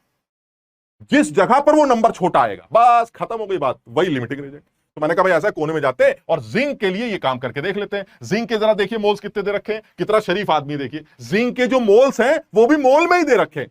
मेरा मतलब है जिंक का वेट नहीं दे रखा है, वेट दे रखा होता ना तो थोड़ा टाइम लग जाता, वाई में आपको बुलाना पड़ता मोल निकालने के लिए। मेरी बात समझ रहे हो ना? तो मैंने सीधे ही मोल दे रखे। चलिए ठीक है, जिंक के मोल आ गए 3, और HCl के मोल दे रखे 0.52, यानी जिंक के मोल अगर 3 है तो जिंक के लिए मोल्स अपॉन स्टोइचियोमेट्रिक कोफिशिएंट बना 3.1, और HCl के लिए मोल्स अपॉन स्टोइचियोमेट्रिक कोफिशिएंट बना, मोल्स अपॉन स्टोइचियोमेट्रिक कोफिशिएंट कितना है? 2। नहीं यार, ये 0.3 था ना, 0.3, तो एक 0.3/1 है और एक 0.52/2 है। तो इनमें से मुझे ऐसा लग रहा है कि जो छोटा नंबर है वो यही निकल के आ रहा है। देखिए जरा ध्यान से, दिस विल बी 0.2 समथिंग ऐसे। Now the smaller number is this, so this will B limiting. Clear है? यहां तक बिल्कुल क्लियर है। देखो, जिन बच्चों को समझ में आ गया बहुत बढ़िया, जिन बच्चों को नहीं समझ में आ रहा है वो एक बार फिर से ध्यान से देखें कि लिमिटिंग रिएजेंट निकालने के लिए रिएक्टेंट्स के मोल्स को उनके स्टोइचियोमेट्रिक कोफिशिएंट से डिवाइड किया जाता है। जिस जगह पर ये नंबर सबसे छोटा निकल के आए, मेरे लिए करो, इसके लिए करो, इसके लिए करो, इसके लिए करो, जहां पर वो नंबर सबसे छोटा बनेगा उसी आदमी के पैरों में जाके बैठ जाओ, क्योंकि वही limiting. Now the limiting reagent is HCl, so the deciding factor of anything, of any quantitative analysis of the chemical reaction will be HCl ही करने वाला है। अब हमने HCl से धीरे से पूछ लिया कि जरा बताओ भाई क्या सीन है तुम्हारा, क्या बोलेगा भाई साहब? यही तो लिमिटिंग है। क्या बोलेगा? कहेगा अगर मेरे 2 होते ना सर, 2 अगर होते, क्या है मुझे मतलब नहीं, अगर मेरे 2 होते तो आपका 1 बनाता। मैंने कहा बस बस बस हो गई काम। मेरे हैं कितने लेकिन? 0.52। समझ लो रिएक्शन क्या बोल रही है कि अगर मेरे 2 होते तो तुम्हारा 1 बनाता। एक्चुअली हैं कितने तुम्हारे? 0.52। तो यानी 2 से अगर 1 बनता है, आधा बनता है, तो 0.52 से उसका आधा बनेगा। यानी कि अगर 2 moles HCl according to the reaction, 2 moles of HCl they will give 1 mole of hydrogen. So point, अगर 1 मोल होता, मतलब बहुत बिल्कुल बेसिक ही बता रहे हैं, अगर पॉइंट ये आता हाफ, लेकिन आपके पास तो 0.52 है, वही यूनिटरी मेथड, 0.52 मोल्स है, तो अगर 0.52 मोल्स है तो ये हो जाएगा 1/2 इंटू 0.52, दैट इज 0.26 मोल्स। ये आपका आंसर। बहुत आसान सवाल है, ज्यादा दिमाग नहीं लगा रहे, बिल्कुल सीधा है। क्लियर है? ये सबको क्लियर है? हाँ, zinc is in solid state. अरे भाई स्टेट भी लिखवाओगे क्या? जिंक सॉलिड स्टेट में है, HCl एक्वस है, जिंक क्लोराइड एक्वस सॉल्ट बनेगा, हाइड्रोजन गैस में बनेगा। बिल्कुल सही है, शाबाश। 0.26 0.26 0.26 0.26 0.13। अरे अरे अरे अरे 0.13 कैसे आ रहा है भाई? या मैंने गलत कर दिया क्या? मुझे तो ठीक लग रहा है यार। लिमिटिंग रेजेंट तो सही निकाला भाई। 0.52/2 0.26 ही आएगा ना, तो वो छोटा नंबर हो गया, वो छोटा हो गया तो लिमिटिंग हो गया, तो 2 से 1 बनेगा, 0.52 मोल दे रखे तो 0.52 से आधे 0.26 बनेंगे। सही, शाबाश। क्लियर है? आगे बढ़ते हैं, बहुत बढ़िया। अब जरा आप थोड़ा सा और लेवल चेंज करते हैं, हल्का सा और आगे बढ़ते हैं, ठीक। अब मैं सवाल अपनी तरफ से लिख रहा हूं, कुछ अपने आप बना रहा हूं, कुछ कुछ ठीक उल्टे सीधे सवाल बनाते हैं। मान लीजिए, और देखो तुम्हारी तकलीफ को ध्यान में रखते हुए मैं तुम्हें केमिस्ट्री में उलझाने की कोशिश नहीं कर रहा हूं, समझो। एग्जाम वाला उलझा सकता है, मैं बताऊंगा क्या कह रहा हूं। मैं ये कह रहा हूं कि मान लीजिए एक ऐसे ही सवाल लेते हैं, A plus B gives C, इसको बैलेंस कर लिया, 2A plus B gives 3C, ऐसे कुछ भी लिख देते हैं, and 2C plus D gives 5E and 3E plus 7F gives 8G। कल मैंने इस बारे में तुम्हें एक हिंट दी थी, और उसी बारे में तुम्हें दोबारा बताने की कोशिश कर रहा हूं। मैंने हिंट जो दी थी वो तुम्हें ये हिंट दी थी कि मैं इस तरह के सवाल भी मैं IIT के पेपर में देख चुका हूं, जिसमें वो सवालों को सीक्वेंस में चलाता। अब मैं इसमें ज्यादा तुम्हें गंदगी नहीं फैला रहा था, क्योंकि मैं केमिस्ट्री इसके अंदर नहीं डालना चाह रहा हूं, बिकॉज फिर वो बच्चे का दिमाग एक तरफ जाता है और कॉन्सेप्ट नहीं सीख पाता। हाँ, सवाल जब IIT के पेपर में आएगा, वो हो सकता है ABCD के फॉर्म में आए, मुझे लगता है आ भी सकता है, और नहीं तो वो हो सकता है इक्वेशंस बना के दे, यानी A की कोई KMnO4 प्लस फलाना ये बनाता है, और जो ये बना वो नीचे जाके D से रिएक्ट कर रहा है। अब उसने E बनाया, जो E बना वो नीचे जाके F से रिएक्ट कर रहा है। यानी मेरे कहने का मतलब है, now this a sequence of reaction. First reaction का प्रोडक्ट सेकंड रिएक्शन में रिएक्टेंट की तरह बिहेव कर रहा है, सेकंड रिएक्शन का प्रोडक्ट थर्ड रिएक्शन में रिएक्टेंट की तरह बिहेव कर रहा है। Now this is a sequence जो चल रहा। वो कह रहा है, ये बताइए करना क्या है? मैंने कहा करना कुछ नहीं है, बस मैं आपको कुछ 2-4 बातें बताऊंगा, आपको आंसर बताना है, बस बड़ा आसान सा है। अब मैंने कहा भाई 2-4 बातें क्या है? 2-4 बातें ये है कि उसने A के मुझे सवाल में 5 मोल दे रखे।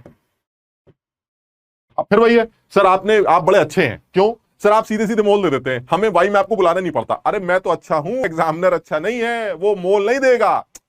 दे भी सकता है, लेकिन वो हो सकता है ना दे, वो हो सकता है यहां पर A के दे दे 29.32 ग्राम ऐसे, और एक आप मॉलिक्यूलर वेट उसकी शक्ल देख के तुम्हें पता चल जाएगा, तो तुम्हें वाई में आपको बुला के पहले मोल निकालने पड़े। समझ लो, वो पूरा टाइम खर्च करवाएगा, तुम्हारा पूरा का पूरा टाइम खर्च करवाएगा। ये 0.26 ऐसे आंसर खुश हो रहे हैं। अरे अब बस करो भाई, अब यहां पर आओ, यहां पर आते हैं, ठीक। क्या है कि सर ये A के आपने 5 मोल दे रखे हैं, और B के कितने मोल दे रखे हैं? मैंने कहा भाई B के जो है मैंने 3 मोल दे रखे हैं। सर वो और बताइए, कुछ दे रखा है? मैंने कहा हाँ, मैंने D के भी मोल दे रखे हैं, D के मैंने 6 मोल ले रखे हैं। और सर आपने कुछ ले रखा है? मैंने कहा F के मैंने जो है वो 10 मोल ले रखे हैं। वो कह रहा है सर ये जो आपने ABCD के मोल्स दे रखे हैं इतने सारे, इनका करना क्या है? करना कुछ नहीं है, आपको ये बताना है कि मोल्स ऑफ G फॉर्म्ड, ये मेरा सवाल।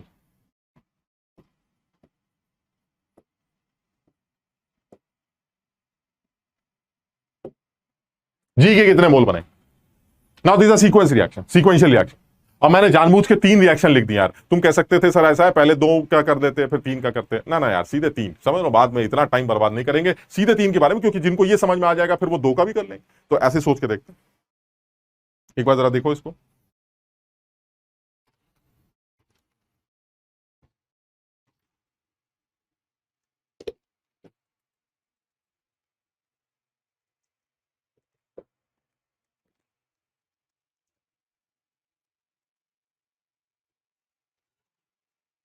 करते हैं जरा इसको फटाफट।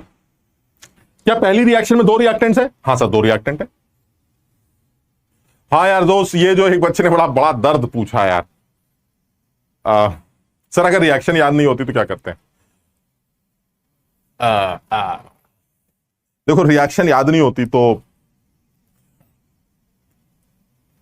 पता नहीं अब सवाल का क्या तुम्हारे जो तुमने सवाल पूछा उसका क्या सेंस क्या है, किस डायरेक्शन में पूछ रहे हो या किस कॉन्टेक्स्ट में पूछ रहे हो। लेकिन ये कि इस चैप्टर में रिएक्शन याद करने की जरूरत नहीं है, वो रिएक्शन हमें सवाल में देगा। ठीक, या तो ऐसी रिएक्शन होगी जो बहुत सिंपल होगी, जो मुझे पहले से पता होती, समझ लो, और धीरे धीरे सीख भी जाओगे कि कैल्शियम कार्बोनेट की हीटिंग हो रही है, अरे हमें पता है, मत दो इक्वेशन। जिंक HCl से रिएक्ट कर रहा है, हमें पता है क्या रिएक्शन होती है। H2 और O2 मिलकर पानी बना रहे हैं, हमें पता है रिएक्शन क्या होती है। अमोनिया बन रही है, हमें पता है रिएक्शन क्या होती है। तो ज्यादातर ऐसे होंगे रिएक्शन जो हमें पता होंगे, नहीं होंगी अगर पता तो वो हमें सवाल में दे देगा, टेंशन मत लो यार। देखो ऐसा ऐसे दर्द के बारे में क्यों बात कर रहे हो जो सबको होता है, कम से कम पहले उन लोगों के बराबर तो आके खड़े हो जाएं कि भाई उनको भी इतना आता है, हमें भी इतना आता है, फिर इस दर्द के इलाज के बारे में भी सोचेंगे। अभी अभी तसल्ली रखो जरा, धीरे धीरे करके बात कर रहे हैं। ठीक,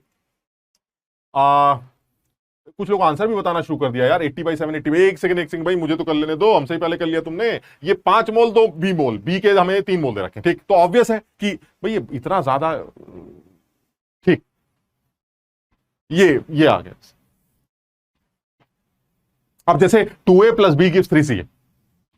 अब तुम ये बताओ, पहली रिएक्शन से सी बनेगा वो नीचे जाके गिरेगा, तो पहली रिएक्शन में सी कितना बनेगा वो निकाल लेते हैं। अरे सर ये तो बड़ा आसान है, जब आपने 2 रिएक्टेंट दे रखे, दोनों के मोल दे रखे, तो प्रोडक्ट की एनालिसिस लिमिटिंग रेजेंट करेगा। तो आप सबसे पहले ए और बी में लिमिटिंग रेजेंट निकालिए और सी के मोल निकाल लीजिए, वही हमारा पुराना खेल। तो मैंने कहा बिल्कुल कर लेते हैं। ए और बी में लिमिटिंग रेजेंट निकालने के लिए आपको, या किसी भी रिएक्शन का लिमिटिंग रेजेंट निकालने के लिए आपको कोने में जाना पड़ता है। ये मैं कोने में चला गया। ठीक, पहली रिएक्शन के लिए कोने में गया। ठीक, पहली रिएक्शन में लिमिटिंग रेजेंट कैसे निकालेंगे, आप मोल्स को स्टोइचियोमेट्रिक कोफिशिएंट से डिवाइड करेंगे, 5/2 आ जाएगा, और दूसरे वाले मोल्स को स्टोइचियोमेट्रिक कोफिशिएंट से डिवाइड करेंगे, 3/1 आ जाएगा। साफ समझ में आ रहा है, छोटा नंबर कौन सा है, 5/2, so limiting reagent will be A, यानी in the first reaction the limiting reagent is A. अब अगर लिमिटिंग रेजेंट ए है तो ए से ही आपको पूछना पड़ेगा कि आपने सी कितना बनाया। क्या जवाब देगा, अगर मेरे 2 होते, अगर होते। भाई मेरी ये बात याद कर लो, मैं नहीं शर्माता इसको इस तरह से बोलने में, इसलिए तुम भी बिल्कुल मत शर्माओ, यही तरीका है। अगर मेरे 2 मोल होते, अकॉर्डिंग टू द रिएक्शन, अगर मेरे 2 मोल होते तो मैं सी के कितने बनाता, 3 बनाता, अगर मेरे 2 होते। लेकिन मेरे हैं कितने, 5।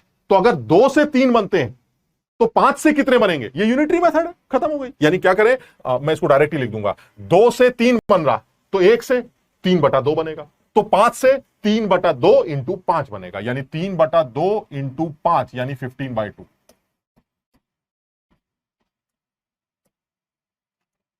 भाई ये सब लोग अपने आप करेंगे, अभी ये कोई भी मुझसे नहीं पूछेगा कि सर ये 15/2 कहां से आया, क्योंकि लिमिटिंग रेजेंट तुम्हें निकालना बताया जा चुका है, और लिमिटिंग रेजेंट आंसर कैसे देता है ये भी तुम्हें कई बार बताया जा चुका है। लिमिटिंग रेजेंट इज ए के चरणों में जाके बैठे और ए ने जवाब क्या दिया कि अगर मेरे 2 होते तो आपके 3 बनाता, अकॉर्डिंग टू द रिएक्शन। लेकिन क्योंकि सवाल में मेरे 5 दिए गए हैं, इसलिए मैं आपके यूनिटरी मेथड से 15/2 मोल्स बनाऊंगा, और ये 15/2 मोल्स नीचे जाके गिरेंगे यहां पर, ये नीचे आ। अब अगर ये 15/2 नीचे आ गए तो क्या करें, तो हमने कहा सर अब देख लीजिए, अब आपके पास सिर्फ 2 रिएक्टेंट है, दोनों के मोल दे रखे हैं, अब आपको ई का अमाउंट निकालना है, तो अब आप इन दोनों में लिमिटिंग रेजेंट निकालिए, उससे काम चल जाएगा। तो मैंने कहा ये भी बात सही है, अब इन दोनों में लिमिटिंग रेजेंट निकालता हूं। फिर मैं दूसरी रिएक्शन के लिए कोने में चला गया। अब बताओ लिमिटिंग रेजेंट कैसे निकाला जाएगा, मोल्स अपॉन स्टोइचियोमेट्रिक कोफिशिएंट, कितने हैं इसके पहले वाले के मोल, 15/2, और डिवाइड किससे करना है, स्टोइचियोमेट्रिक कोफिशिएंट 2, ये 2 से डिवाइड कर दिया। दूसरे वाले नंबर के लिए क्या आएंगे, मोल्स कितने हैं 6, और डिवाइड किससे करना है, स्टोइचियोमेट्रिक कोफिशिएंट 3 से डिवाइड कर दिया। अब जरा चेक करो, ये 15/4 है, मुझे लगता है 15/4, और ये है 6/3, तो साफ समझ में आ रहा, 15/4 तो 2 से बड़ा ही होगा, 6/3 जो है हमारा वो लिमिटिंग रेजेंट है, ये 2 नंबर। यानी ये लिमिटिंग आया कौन सा, डी आया मेरा लिमिटिंग। सेकेंड रिएक्शन का लिमिटिंग है डी, दिस इज लिमिटिंग। और जो लिमिटिंग रेजेंट है वही आपको आंसर देता है, बात ही खत्म हो गई। मैंने डी के चरणों में जाके फिर बैठ गया, मैंने कहा बता दे तूने ई कितना बनाया। क्या बोलेगा, अगर मेरे 3 होते तो तुम्हारे 5 बनते, अगर मेरा 1 होता तो तुम्हारे 5/3 बनते, क्योंकि मेरे 6 हैं तो तुम्हारे 5/3 इंटू 6 यानी 10 मोल बनेंगे। ये आ गया आपके 10 मोल।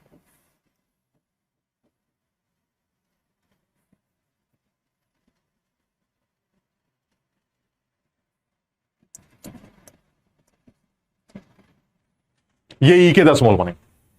क्लियर है ये सबको, सबके समझ में आ रहा है यानी इसके ऊपर वाली रिएक्शन में लिमिटिंग रेजेंट निकालकर सी तक पहुंचे और सी को नीचे यूज कर लिया, फिर नीचे वाली रिएक्शन में लिमिटिंग रेजेंट निकालकर ई तक पहुंचे और ई को नीचे यूज कर लिया। यानी ई के कितने मोल बनाए थे तुमने, 10 मोल। सर ये 10 मोल नीचे जाके टपक गए, नीचे ले लीजिए। अब आप ये आ गया। अब सर क्या करें बताइए, जी कैसे, अरे भाई फिर वही है, अब थर्ड रिएक्शन का लिमिटिंग रेजेंट निकालो, काम चलो, वेरी गुड, शाबाश। वेरी गुड, यानी अब आपने थर्ड रिएक्शन का लिमिटिंग एजेंट निकाला। थर्ड रिएक्शन का लिमिटिंग एजेंट निकालने के लिए मैं तीसरी बार कोने में चला गया। तीसरी बार जब आप कोने में जाएंगे तो क्या होगा, पहली रिएक्शन के लिए moles by limiting, moles by stoichiometric यानी 10/3, और दूसरी वाले के लिए moles by stoichiometry that is 10/7। Obvious है, the limiting reagent is F, this is limiting. और अगर लिमिटिंग रिएजेंट एफ है तो जो भी आंसर डिसाइड करेगा वो एफ डिसाइड करेगा, और एफ से ही पूछना पड़ेगा कि बताइए आपका आंसर क्या निकल के आना चाहिए। एफ क्या बोलेगा, अगर मेरे 7 होते तो तुम्हारे 8 बनाता, अगर मेरा 1 होता तो तुम्हारे 8/7 बनाता, क्योंकि मेरे 10 हैं तो तुम्हारे 8/7 इंटू 10 बनाऊंगा।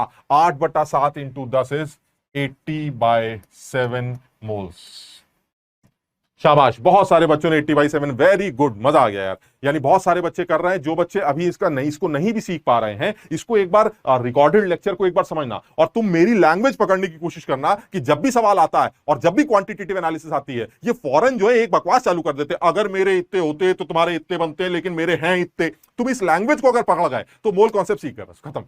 तो इसको, इस रिकॉर्डेड लेक्चर को भी बार बार सुनना, एक बार स्टॉप करके वॉच करना, ध्यान से देखना, और तुम्हें ये बात बिल्कुल क्लियर हो जाएगी। अब इस सवाल में मुश्किल क्या कर सकते थे, मुश्किल यही कर सकते थे सर, गंदे गंदे नाम ले लीजिए इन लोगों के ABCD के, और इनके वेट दे दीजिए, हम कैलकुलेशन में उलझते रहेंगे, बाल खड़े हो जाएंगे, नोच रहे हैं अपने बाल। वो एग्जाम वाला कर सकता है, हम नहीं अभी इतना बकवास टाइम वेस्ट करेंगे। लेकिन ये कि एक सिंपल कॉन्सेप्ट है कि जब सीक्वेंशियल रिएक्शंस की बात चलती है तो आप पहले रिएक्टेंट रिएक्शंस को देखकर प्रोडक्ट बना लेते हैं, उस प्रोडक्ट को नीचे यूज करते हैं, फिर दूसरी वाली रिएक्शन में लिमिटिंग रिएजेंट निकालकर प्रोडक्ट बना लेते हैं, उस प्रोडक्ट को तीसरी रिएक्शन में यूज करते हैं, फिर तीसरी रिएक्शन में लिमिटिंग रिएजेंट निकालते हैं, और फिर आप फाइनल प्रोडक्ट डिसाइड कर लेते हैं। ये बड़ा आसान सा काम। इसमें एक लाइन में और अगर जोड़ दूं इसी सवाल, वो क्या है, वो ये है कि अगर मैं तुम्हें ये और बता दूं कि भाई मेरे हिसाब से जो प्रोडक्ट बना है जी, फाइनल प्रोडक्ट जी, वो 80/7 नहीं बना है। हाँ, मैं बहुत स्लो सॉल्व करता हूं, वेरी गुड, शाबाश, सही कह रहे हो तुम बेटा। हम तुम्हें सिखाने के चक्कर में, एक बच्चा कह रहा है आप बहुत स्लो सॉल्व कर रहे हैं, ठीक, सही, तो तुम तो फास्ट करो, मुझे पेपर थोड़ी ना देना है, पेपर तो तुम्हें देना है, तुम फास्ट सॉल्व करो, बहुत बढ़िया बात है। ये तो हमारे लिए और गर्व की बात होगी कि तुम तेज सॉल्व करके आंसर निकाल लो, शाबाश। अच्छा, बहरहाल वो कह रहा है कि 80/7 कहां से आ गया भाई साहब, हमने कहा 80/7 ही तो निकालना था, जी का मोल। ये देखिए सवाल में क्या पूछा गया, आप जी का आंसर आ गया। वो कह रहा है सुन तो लो पूरा सवाल, अब मैं एक लाइन और ऐड कर रहा हूं सवाल में। मैंने कहा भाई ये बदतमीजी है, आपको पहले बताना चाहिए था। कह रहे नहीं नहीं, यहां तक तो करना ही था, अब एक लाइन अगर और ऐड की गई होती। ये सेकंड सवाल हो गया, यानी इसी सवाल को मैं एक स्टेप और आगे लेके जा रहा हूं, वो ये है मोल्स ऑफ जी फॉर्म, ये निकालना था, ठीक। अब सवाल ये है, ये तो पहला पार्ट हो गया हमारा, अब मैं इसी के अंदर सेकंड पार्ट डाल रहा हूं। इफ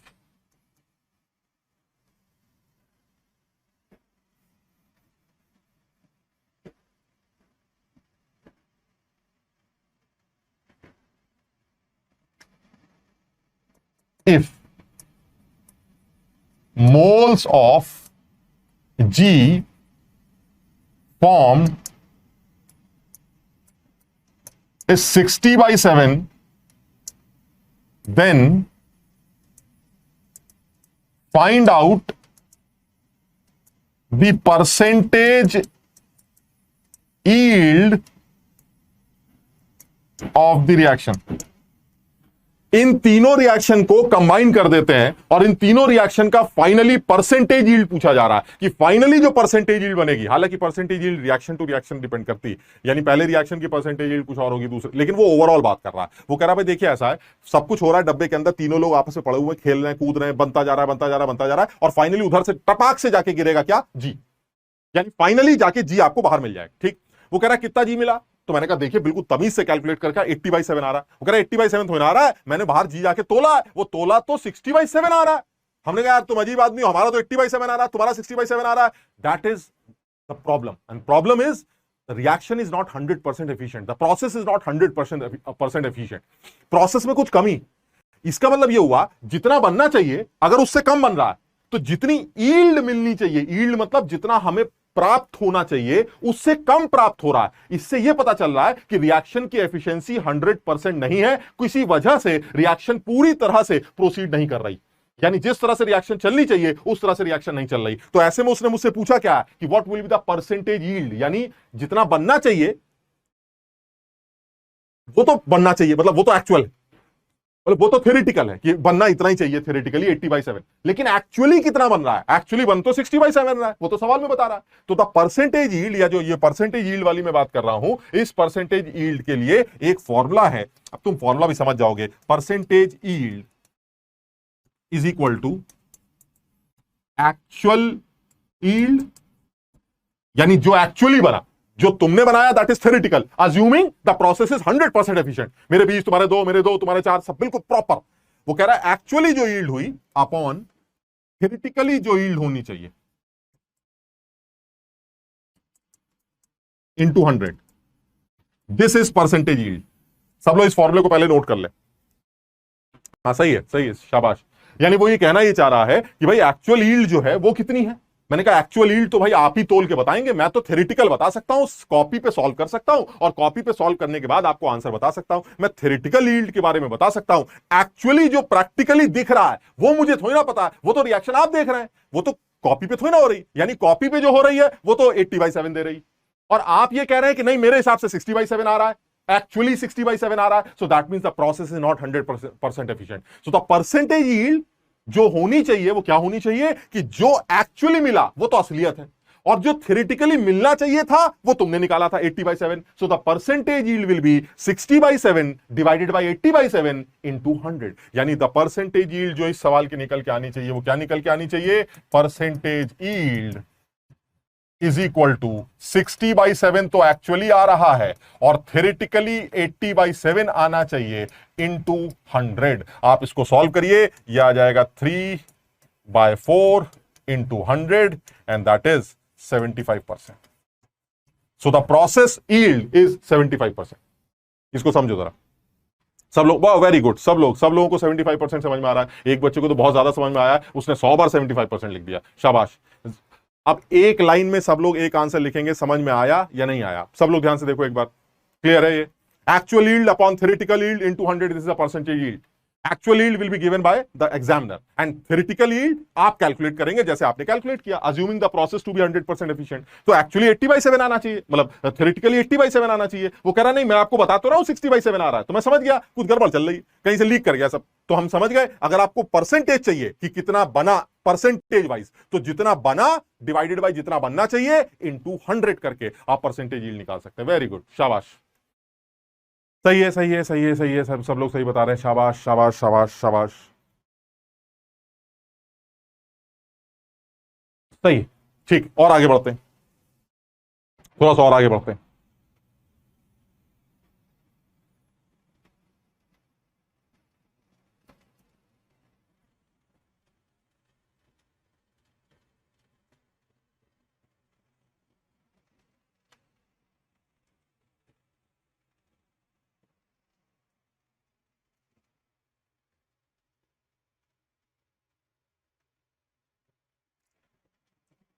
अब एक और सवाल लेते हैं। अब देखो इसमें भी मैं कैलकुलेशन को अवॉइड कर रहा हूं, तुम्हारे सामने एक सवाल बहुत अच्छा सवाल है। मैंने देखा है बुक्स में कुछ अच्छी जगहों पर ये सवाल दिया भी जाता है, तो मैं उस सवाल को लैंग्वेज में सेम यूज करूंगा बट डेटा यूज नहीं करूंगा ताकि हमारा टाइम वेस्ट ना हो। तो हम बहुत क्या लिख रहे हो? आ गया सर, क्या होगा सर? 25% क्या होगा सर? बट सेकेंड रिएक्शन, ठीक है ठीक है ठीक है ठीक है ठीक है ठीक है। अच्छा इसमें एक चीज और भी है यार, असल में यार ना मैं कुछ बताना चाह रहा हूं लेकिन मुझे लगता है, अच्छा एक काम ऐसा भी हो सकता है क्या, जैसे कोई सवाल ऐसा किया जाए जिसमें मैं तुम्हें करने के लिए दे दूं और तुम अपना आराम से करना, है ना, और उसके बाद उसका आंसर मुझे बाद में बता देना। ऐसा ऐसा कर सकते हैं, या फिर सिर्फ तुम्हें दिखा देता हूं, तुम अपने आप सोचना उसके बारे में। अगर नहीं आता तो कल की क्लास में, अगली जो भी क्लास होगी उसमें तुम मुझसे पूछ लेना सर जो आपने दिया था। ये जो सवाल तुम्हें दिया था ना, मैंने तुम्हें ओवरऑल प्रोसेस की यील्ड पूछी, ठीक। अब मैं ऐसा करता हूं, देखो इसी सवाल को उल्टा करता हूं, जरा समझना एक सेकंड के लिए बस।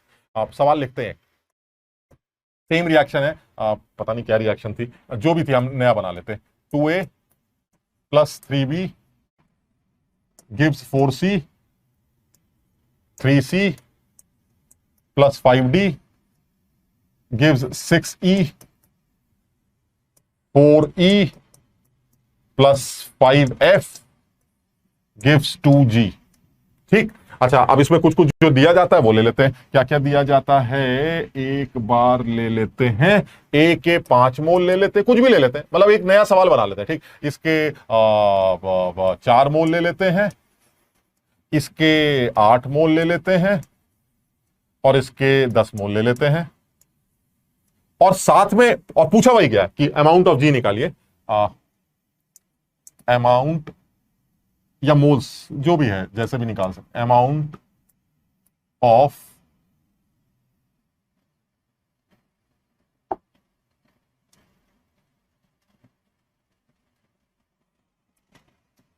Amount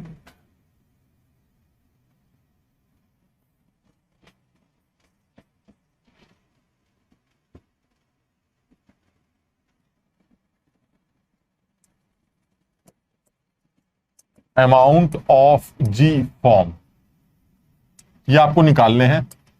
if the first reaction is 50% efficient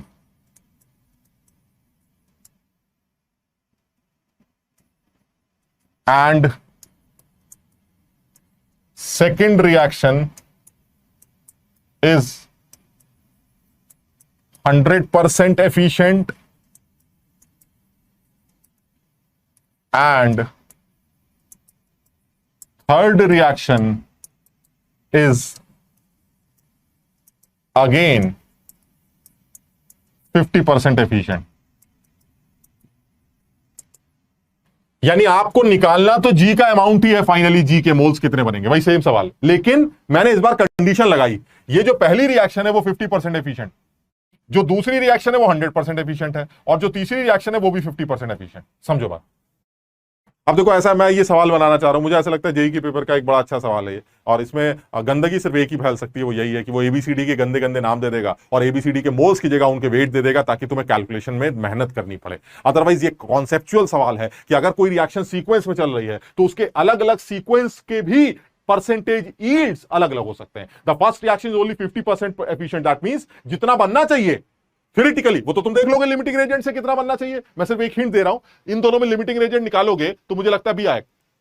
अब अगर बी लिमिटिंग रेजेंट है तो सी की एनालिसिस बी करेगा कैसे, मेरे 3 तुम्हारे 4, मेरे 4 तुम्हारे 16/3, यानी 4/3 इंटू 4 दैट इज 16/3, यानी सी के एक्चुअली कितने बनने चाहिए, नहीं थ्योरेटिकली कितने बनने चाहिए, 16/3, 16/3, समझ रहे हो बात, 16/3 बनने चाहिए एक्चुअली थ्योरेटिकली, ठीक, लेकिन वो यील्ड तो 50% ही है, यानी 16/3 बनने चाहिए लेकिन बने 50% ही, तो आपको 16/3 का 50% दैट इज 8/3 यूज करना पड़ेगा यहां पर, उस 8/3 को लेके आगे बढ़ेंगे, फिर ई बनाएंगे। अब अगर ये प्रोसेस 100% एफिशिएंट है तो जो बनना चाहिए वही बन जाएगा, फिर वो नीचे आके गिरेगा। अब अगर बनाने के बाद आप बढ़िया से ये बनाएंगे, ये बनाने के बाद आप चेक करेंगे क्या ये प्रोसेस 100% एफिशिएंट है, ना ये 50% एफिशिएंट है, तो अब जो बना है उसका आधा करके आंसर रिपोर्ट करिएगा, आंसर उसका फाइनल वाले का आधा लिखना पड़ेगा। क्लियर है सबको? जल्दी से एक बार बताओ सब लोगों को क्लियर है? एक बार सब लोग सॉल्व कर लेंगे इसको बाद में, और उसके बाद बात करेंगे। फटाफट बताओ, क्लियर है, क्लियर है, क्लियर है? सब लोग को ये बात समझ में आ रही? करना क्या है इस बार, एक एक स्टेप को देखना। अरे जल्दी बताओ।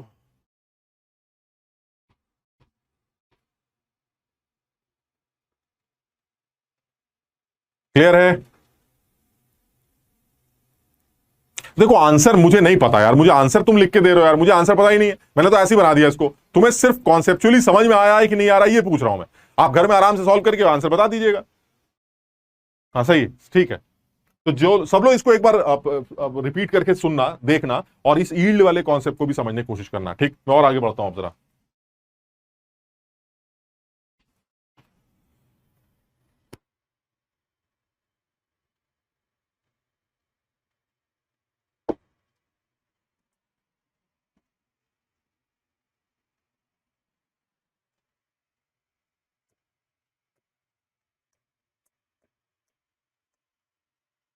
A moles of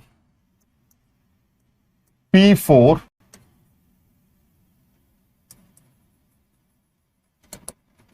combine with B moles of O2.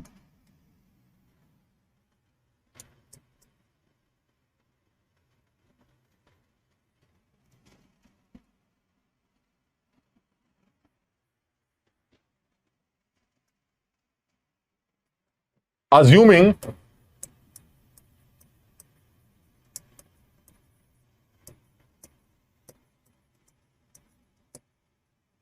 no reactant left, find out the moles of P4O6 and P4O10 form. तुम लोग सोच रहे सर एक तो हमारे टीचर है आर्का सर, जो आर्को सर है उनकी राइटिंग सर हम देखते हैं, और एक सर आप हैं, एक आपकी राइटिंग देखते हैं। देखो ऐसा यार राइटिंग बहुत अच्छी नहीं है, लेकिन तो कोई चीज अगर ना समझ में आए तो पूछ लिया करो, और मैं इसलिए लिखते वक्त बोल भी देता हूँ। आप बहुत ज्यादा मतलब समझ लो अब राइटिंग खराब हो चुकी है बहुत, तो लेकिन ये कि अगर कोई चीज ना समझ में आए तो पूछ लिया करो। A moles of P4 combine with B moles of O2 assuming no reactant left। मतलब पता नहीं तुम्हें इस बात की कितनी वेटेज नजर आ रही है, लेकिन मुझे तो एकदम मेरी आंखें खुल गई इस लाइन को देखकर।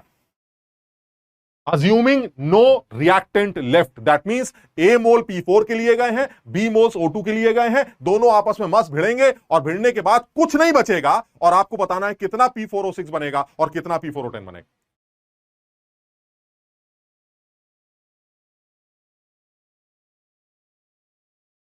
भाई जो हर्षवर्धन त्रिपाठी, हर्षवर्धन कह रहा है कि मुझे क्लियर नहीं है, ये पिछले सवाल की बात कर रहे हो। एसटीपी और एनटीपी को सेम ही अज्यूम कर लेते हैं, क्यों इतना दिमाग लगा रहे हो यार, अननेसेसरी कैलकुलेशन बढ़ा रहे हो। STP and NTP they are similar, the condition is similar, 22.4 litre 1 mole का ही अज्यूम किया जाता है, इसमें बहुत माइन्यूट सा डिफरेंस है, क्यों इतना सोच रहे हैं, करना ही नहीं हमें कुछ। अब हर्षवर्धन को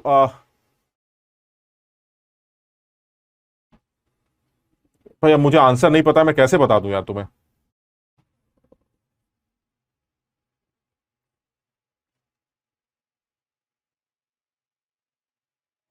कौन सा डाउट है भाई, मुझे कुछ समझ में नहीं आ रहा इसमें। हाँ ठीक है, कुछ लोग इसका आंसर भी बता रहे हैं।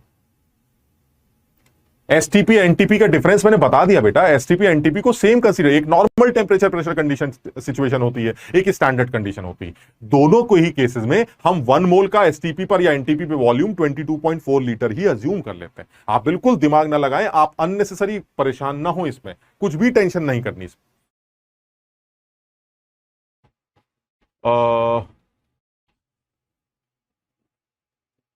यार इतना तेज लिख रहे हो तुम लोग कि मुझे समझ में नहीं आ रहा है कि मैं पढ़ूं क्या।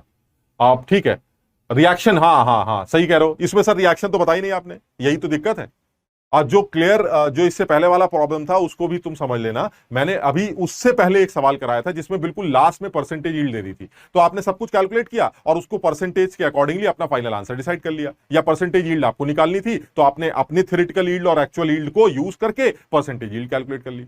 उसके बाद जो मैंने सवाल दिया था उसमें मैंने वही वाला काम हर स्टेप में करवाया यार। अरे भाई थोड़ी सी अकल भी तो लगाओगे।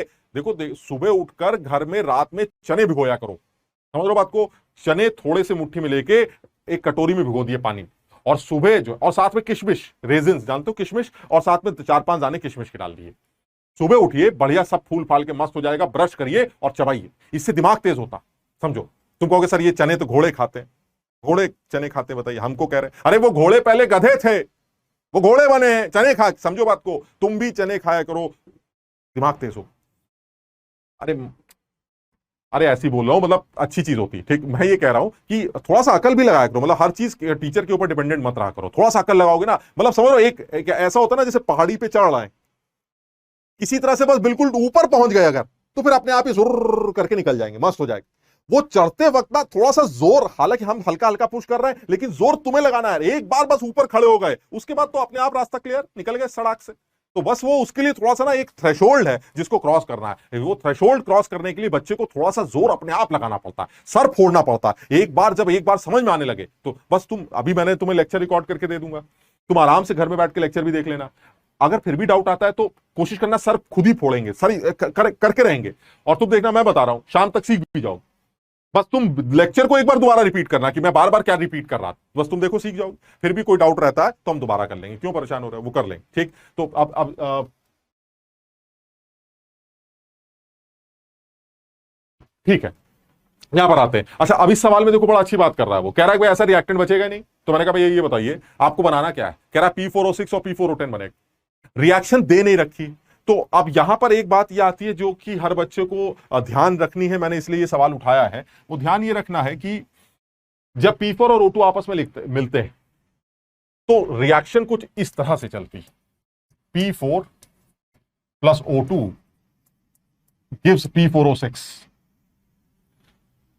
सबसे पहले P4O6 बनना स्टार्ट करता, और ये जो P4O6 है, ये P4O6 ऑक्सीजन के साथ फर्दर रिएक्ट करके P4O10 बनाना स्टार्ट कर देता।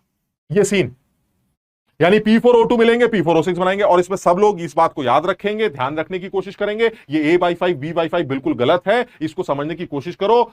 बहुत आसान है, आप इस बात को याद कर रहे हैं सबसे पहले कि सर P4 और O2 के आपस में रिएक्शन से P4O6 और P4O10 बनता कैसे। ठीक, क्या तरीका है? सबसे पहले दोनों लोग आपस में भिड़ते हैं P4O6 बनाने के लिए, फिर जो P4O6 बनता है वो बचे हुए O2 के साथ दोबारा रिएक्ट करने लगता है और क्या बनाना शुरू कर देता है, P4O10। अच्छा, अब सवाल में क्या कहा गया है? सवाल में कहा गया है कितना P4O10 बनेगा और कितना P4O6 बनेगा, अज्यूमिंग नो रिएक्टेंट लेफ्ट। मैंने कहा देखिए भाई एक गड़बड़ हो रही है यार।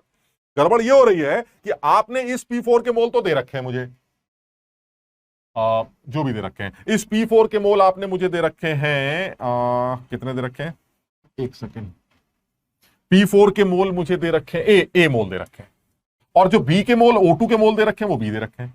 सर समस्या ये है कि अब आप ये बताइए कि क्या इन दोनों की रिएक्शन से P4O6 बनना स्टार्ट करेगा। मैंने कहा बिल्कुल करेगा। कह रहा है सर ये दो लोग हैं, हमने कहा, तो कह रहा है सर लिमिटिंग एजेंट निकालना पड़ेगा तभी तो P4O6 का अमाउंट पता चलेगा।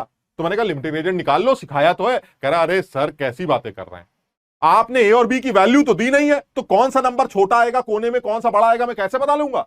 अब इसमें अकल लगानी है, और इसी में ये बहुत बढ़िया बात निकल के आ रही है, अज्यूमिंग नो रिएक्टेंट लेफ्ट। जरा समझना, इन दोनों की रिएक्शन करा दी, सबसे पहले इसको बैलेंस करके निपटा देते हैं, और मुझे लगता है बैलेंसिंग में यहाँ 3 आ जाएगा, नीचे वाले को भी बैलेंस कर लेते हैं, यहाँ 2 आ जाए। ठीक, अच्छा अब ये दोनों रिएक्शन बैलेंस। ठीक, अब ये बताओ फर्स्ट रिएक्शन में लिमिटिंग कौन, सर हमें क्या पता, कोने में चले जाइए। चलो चले गए कोने में, एक बार ये देखिए कोने में चले गए। पहले वाले रिएक्शन के लिए आएगा A/1 और दूसरे वाले रिएक्टेंट के लिए आएगा B/3। बताइए A/1 और B/3 में छोटा नंबर कौन सा, बड़ा नंबर कौन सा? अरे भाई मुझे क्या पता, मुझे ए और बी की वैल्यू थोड़ी ना दे रखी है जो मैं बता सकूं छोटा कौन सा बड़ा कौन सा। लेकिन तुम अपनी अकल तो लगा सकते हो, पहली रिएक्शन में लिमिटिंग रिएजेंट O2 नहीं हो सकता। क्यों नहीं हो सकता? कि सर अगर वो पहले ही निपट जाएगा लिमिटिंग रिएजेंट, तो नीचे कहां से लाएंगे, हम थोड़ी ना फूक फूक के मारेंगे। समझ रहे हो बात को? यानी फर्स्ट रिएक्शन में P4 और O2 आपस में रिएक्ट करके P4O6 बना रहे हैं। चलिए ठीक है, इसमें जो लिमिटिंग रिएजेंट है वो ऑक्सीजन तो हो ही नहीं सकता। सर क्यों नहीं हो सकता? सर आपको नीचे भी तो ऑक्सीजन चाहिए, कहां से लाएंगे आप? ऊपर ही खत्म कर देंगे तो नीचे कहां से लाएंगे? और अगर नीचे नहीं मिलेगी तो P4O10 कैसे बनेगा? तो मैंने कहा बात तो सही कह रहे हो यार तुम। इसका मतलब ये हुआ, ये क्लियर है, फर्स्ट रिएक्शन का लिमिटिंग रिएजेंट वो किसी भी सूरत में P4 नहीं हो सकता, सॉरी O2 नहीं हो सकता। तो मैंने कहा फिर कौन बचा? कह रहा फिर P4 होगा। P4 को लिमिटिंग मान लिया, यानी फर्स्ट रिएक्शन का लिमिटिंग रिएजेंट P4 होगा, because you need further oxygen molecules और gas for second reaction also. You need this oxygen from ऊपर से, यानी ऊपर से ये नीचे आएगी, अभी ऊपर से नीचे आ रही है बची हुई, तो इसका मतलब बचेगी। बच नहीं है तो वो एक्सेस रिएजेंट हो सकता है, वो लिमिटिंग रिएजेंट फर्स्ट रिएक्शन का नहीं हो सकता। क्लियर है ये वाली बात? इसका मतलब ये हुआ फर्स्ट रिएक्शन का लिमिटिंग रिएजेंट मेरा P4। अब अगर फर्स्ट रिएक्शन का लिमिटिंग रिएजेंट आपका P4 है तो P4 ही सब कुछ डिसाइड करेगा। P4 के चरणों में जाके बैठ गए, हम बैठ गए। हमने कहा भाई बता आंसर कैसे निकालेगा? कह रहा तो अगर मेरे 1 होते ना, फिर भाई तुम वीडियो रिपीट करना, जिसको जरा सा भी डाउट हो रहा है मोल कॉन्सेप्ट अप्लाई करने में, तुम वीडियो रिपीट करना, समझना। जब भी कभी क्वांटिटेटिव एनालिसिस का सवाल आता है, मेरी पहली लाइन क्या होती है? मेरी पहली लाइन ये होती है कि अगर मेरे 1 होते तो तुम्हारा 1 बनाता। कितने बात की बात, रिएक्शन क्या कहती है कि अगर मेरे 1 होते तो तुम्हारा 1 बनाता, लेकिन मेरे तो A है इसलिए तुम्हारा भी A ही बनाऊंगा। यानी P4O6 के जो मोल बनेंगे वो पहले तो 0 थे, अब A बन जाएंगे। P4O6 के A मोल तैयार, ठीक है, और वो A मोल जाके नीचे गिर जाएंगे। यहां देखिए आ गए A मोल, वही सीक्वेंस, समझ रहे हो बात को? वो नीचे आ गए। अच्छा अब उसने कहा भाई ऐसा है, जरा नीचे वाली रिएक्शन में क्या होगा? हमने कहा जरा एक बार O2 ऊपर से निकाल के ले आते हैं, जो नीचे बचेगी। क्या याद है O2 ऊपर वाली रिएक्शन में कंज्यूम हो रही है, लेकिन पूरी तरह से कंज्यूम नहीं हो रही है। इसका मतलब ये हुआ वो एक्सेस में थी, कुछ बच जाएगी। और तुम्हें मैंने यह भी बताया था कि बचे हुए या एक्सेस रिएजेंट के बचा हुआ अमाउंट कैसे कैलकुलेट करते हैं। बताओ कैसे कैलकुलेट करेंगे? कौन बताता है एक्सेस रिएजेंट का अमाउंट? Limiting reagent. कैसे? अगर मैं 1 होता तो तुम्हारे 3 खा जाता। एक्सेस रिएजेंट को इस तरह से बोला जाता है कि अगर मेरे एक होते तो तुम्हारे 3 खा जाता, मेरे ए है तो तुम्हारे 3A खा जाऊंगा, तीनों ही खाने ना, अगर एक होता तो 3 खाता, ए है तो 3A खा जाऊंगा, यानी मैंने O2 के 3A खत्म कर दिए, यानी जब तक मैं जिंदा था तब तक लास्ट सांस तक मैंने O2 के 3A मोल कंज्यूम कर लिए होंगे। लेकिन O2 क्या कह रहा है, यार मैं तो B था, 3A तुम निपटा गए, तो मैं बचा कितना, मैं बचा B minus 3A, that means this will be the left amount of O2 and this will be 0 now because this is limiting. यानी initially it was A B 0, now it will be 0 B minus 3A and A। अब बताओ ये जो O2 ऊपर से बची वो नीचे आ जाएगी, B minus 3A वो नीचे आ गई। सबके समझ में आ रहा है, यानी इनिशियली O2 B थी, उसमें से B minus 3A बचे, वो नीचे आ गए। अब इन दोनों में फिर वही कहानी शुरू हो गई। अब बताइए P4O10 कितना बनेगा, मैंने कहा कोने में चले जाओ, चले गए कोने में। अब जब आप कोने में गए तो फिर आप फंस गए कैसे, सर A/1, वही जो हमारा तरीका है A/1, और दूसरा वाला कितना है B minus 3A/2। Sir limiting reagent निकालने का यही तो तरीका होता है, जो मोल्स होते हैं उन मोल्स को आप स्टोइचियोमेट्रिक कोफिशिएंट से डिवाइड कर दीजिए, जो भी नंबर छोटा आएगा वो लिमिटिंग रेजेंट। फिर फंस गए आप, ना ए पता ना बी पता नहीं कौन सा छोटा नंबर है। अरे छोड़ो ना यार, अकल लगाते हैं। सेकंड रिएक्शन में O2 ऊपर से नीचे आई, अगर सेकंड रिएक्शन में भी O2 बच गई तो फिर ये स्टेटमेंट वैलिड नहीं होगा। समझने की कोशिश करो, because O2 was my reactant. First reaction में तुमने P4 को निपटाया, सेकंड रिएक्शन में तुम्हें O2 को निपटाना पड़ेगा, तभी तुम्हारा ये स्टेटमेंट एप्लीकेबल होगा कि नो रिएक्टेंट लेफ्ट। समझ रहे हो बात को, यानी सेकंड रिएक्शन में O2 को खत्म होना ही पड़ेगा। तो that means what is the limiting reagent of second reaction, oxygen. So the deciding factor is what, oxygen. तो ऑक्सीजन ही बताएगा कितना मैं बनूंगा कितना मैं बचूंगा। अब कितना मैं बनूंगा वो चेक कर लेते हैं। अगर मेरे 2 तो तुम्हारे 1 बनेंगे। समझना, जो है वो पढ़ना है, जो बाद में जो दिया जाएगा वो देख लेंगे। अगर मेरे 2 होते तो तुम्हारे 1 बनाता, लेकिन मेरे तो B minus 3 है, तो तुम्हारे 2 से अगर आधा बनता है 1, तो B minus 3A से तुम्हारे कितने बनेंगे, शुरू में 0 थे, अब ये हो गया आपका B minus 3A बाय, ये तो आ गया आपका एनालिसिस P4O10। अच्छा, अब वो ये भी कह रहा है कि बताइए P4O6 कितना होगा डब्बे के अंदर। तो भाई डब्बे के अंदर जो P4O6 होगा वो इस रिएक्शन के बाद जितना बच गया वही तो होगा, और वो बचा हुआ अमाउंट कौन निकालता है, लिमिटिंग रेजेंट। लिमिटिंग रेजेंट कौन है, O2। क्या बोलेगा, अगर मेरे 2 होते ना भाई साहब तो आपका 1 खा जाता मैं, अगर मेरे 2 होते तो आपका 1 खा जाता, अगर मेरा 1 होता तो आपका 1/2 खा जाता। 2 से अगर 1 खाया जा रहा है यानी आधा खा रहा हूं मैं, तो अगर मेरे 2 होते तो आपका 1 खा जाता। तो अगर मेरे B minus 3 है तो आपका कितना खा जाऊंगा, B minus 3A/2। 2 थे तो 1 खाता हूं, तो अगर B minus 3A होते तो आधा खा जाता, यानी समझ रहे हो ना बात को, जितने मेरे हैं उसके आधा में खा जाऊंगा। तो अगर मेरे B minus 3 है तो B minus 3A/2 में खा जाऊंगा, यानी A के B minus 3A/2 में खा गया। बचा था कितना, A, खा कितना गया B minus 3A/2, तो लेफ्ट अमाउंट कितना हुआ, A minus B minus 3A/2। ये है वो P4O6। आप इसको सॉल्व करके देखिए, एंड दिस विल बी कितना आएगा, ये 5A आ जाएगा ना, 5A minus B/2, यानी ये जो आ रहा है 5A minus B/2, this will be the moles of, this is moles of P4O6 form, moles of P4O6, and this is the moles of P4O10. This is the final answer. सब लोग समझने की कोशिश करो, सबके समझ में आ रहा है भाई, शाबाश। B minus 3A/2 sir please repeat कर दीजिए। ओके सर जी, रिपीट कर देते हैं। रिपीट क्या करना है इसमें भाई, क्या चीज समझ में नहीं आ रही बताओ जरा।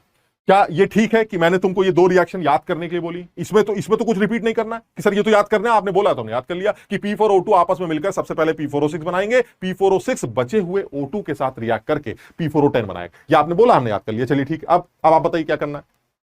मैंने कहा देखिए ऐसा है, आपको रिएक्शन की क्वांटिटेटिव एनालिसिस करनी है तो आपको कुछ बातें सीखनी है। क्या सीखना है कि सर आप ये बताइए P4O2 के कितने कितने मोल बने हैं और कितने कितने मोल दे रखे हैं, और इनमें लिमिटिंग रेजेंट कौन सा है। अब इस सवाल में इशू ये है कि लिमिटिंग रेजेंट आप इस कोने में जाके नहीं कैलकुलेट कर पा रहे हैं, क्योंकि कोने में जैसे आप जाते हैं वहां मामला फंस जाता है, क्योंकि ए और बी की वैल्यू गिवन नहीं।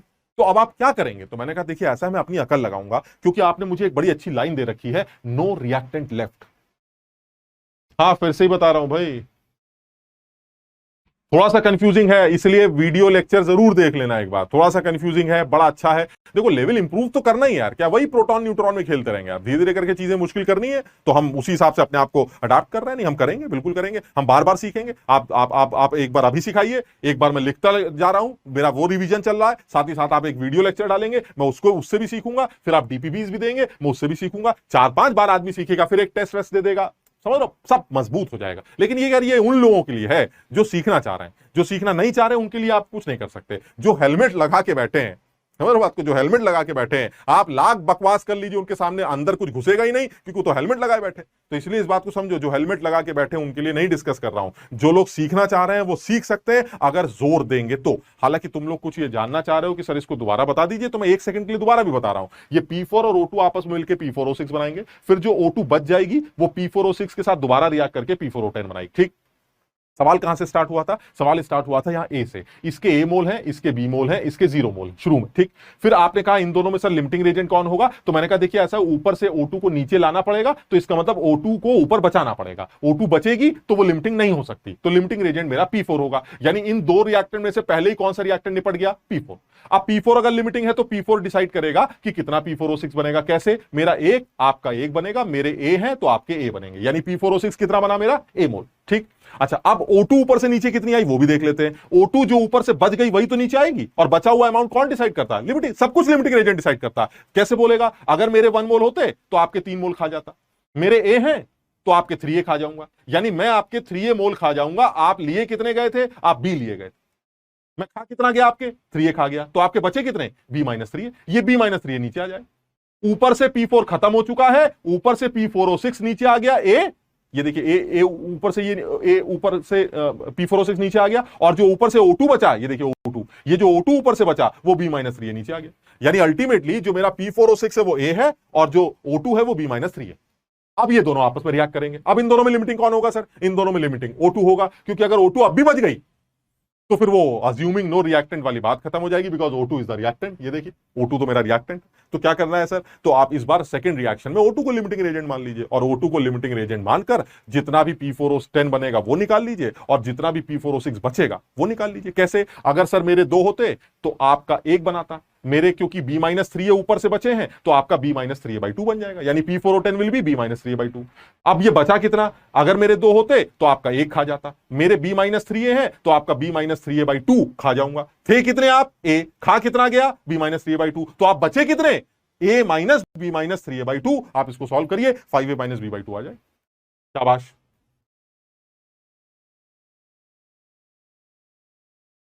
समझ में आ रहा है? समझ में आ रहा है? कुछ लोगों को समझ में आ रहा है, कुछ लोग से समझ में आ रहा है। ठीक है, जिसको समझ में आ रहा है बहुत बढ़िया, जिसको समझ में नहीं आ रहा है उसको समझ में आएगा अगर वो जोर देगा। आपको जोर देना है, आपके पास वीडियो लेक्चर भी होगा, आप उसको भी देखेंगे, रिकॉर्डेड लेक्चर देखेंगे, आराम से देखेंगे, समझ समझ के देखेंगे और करेंगे। ये करना ही है, समझो बात को। ठीक,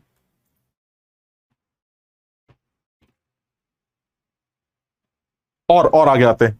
मैं बिल्कुल देखो ऐसा, अभी थोड़ा सा हमारे पास टाइम है, मैं इसी में बिल्कुल सेम सवाल एक बार तुमको दोबारा तुमसे करने के लिए देता हूं। ठीक, तुम देखना बिल्कुल सिमिलर एकदम। और एक्चुअली उसका पर्पस है, पर्पस ये कि तुम्हें फिर मुझे एक बात बतानी है। बस मैं तुम्हें फिर एक बात बताना चाह रहा हूं, इसलिए मैंने एक सवाल बना दिया इसका। ऐसे समझ लो तुम। क्या सवाल है? सवाल ये है, अरे यार पेन, ये है सवाल, ये है A moles of I2, my god कितनी गंदी राइटिंग है। A moles of I2 combined with B moles of Cl2 assuming no reactant left, find out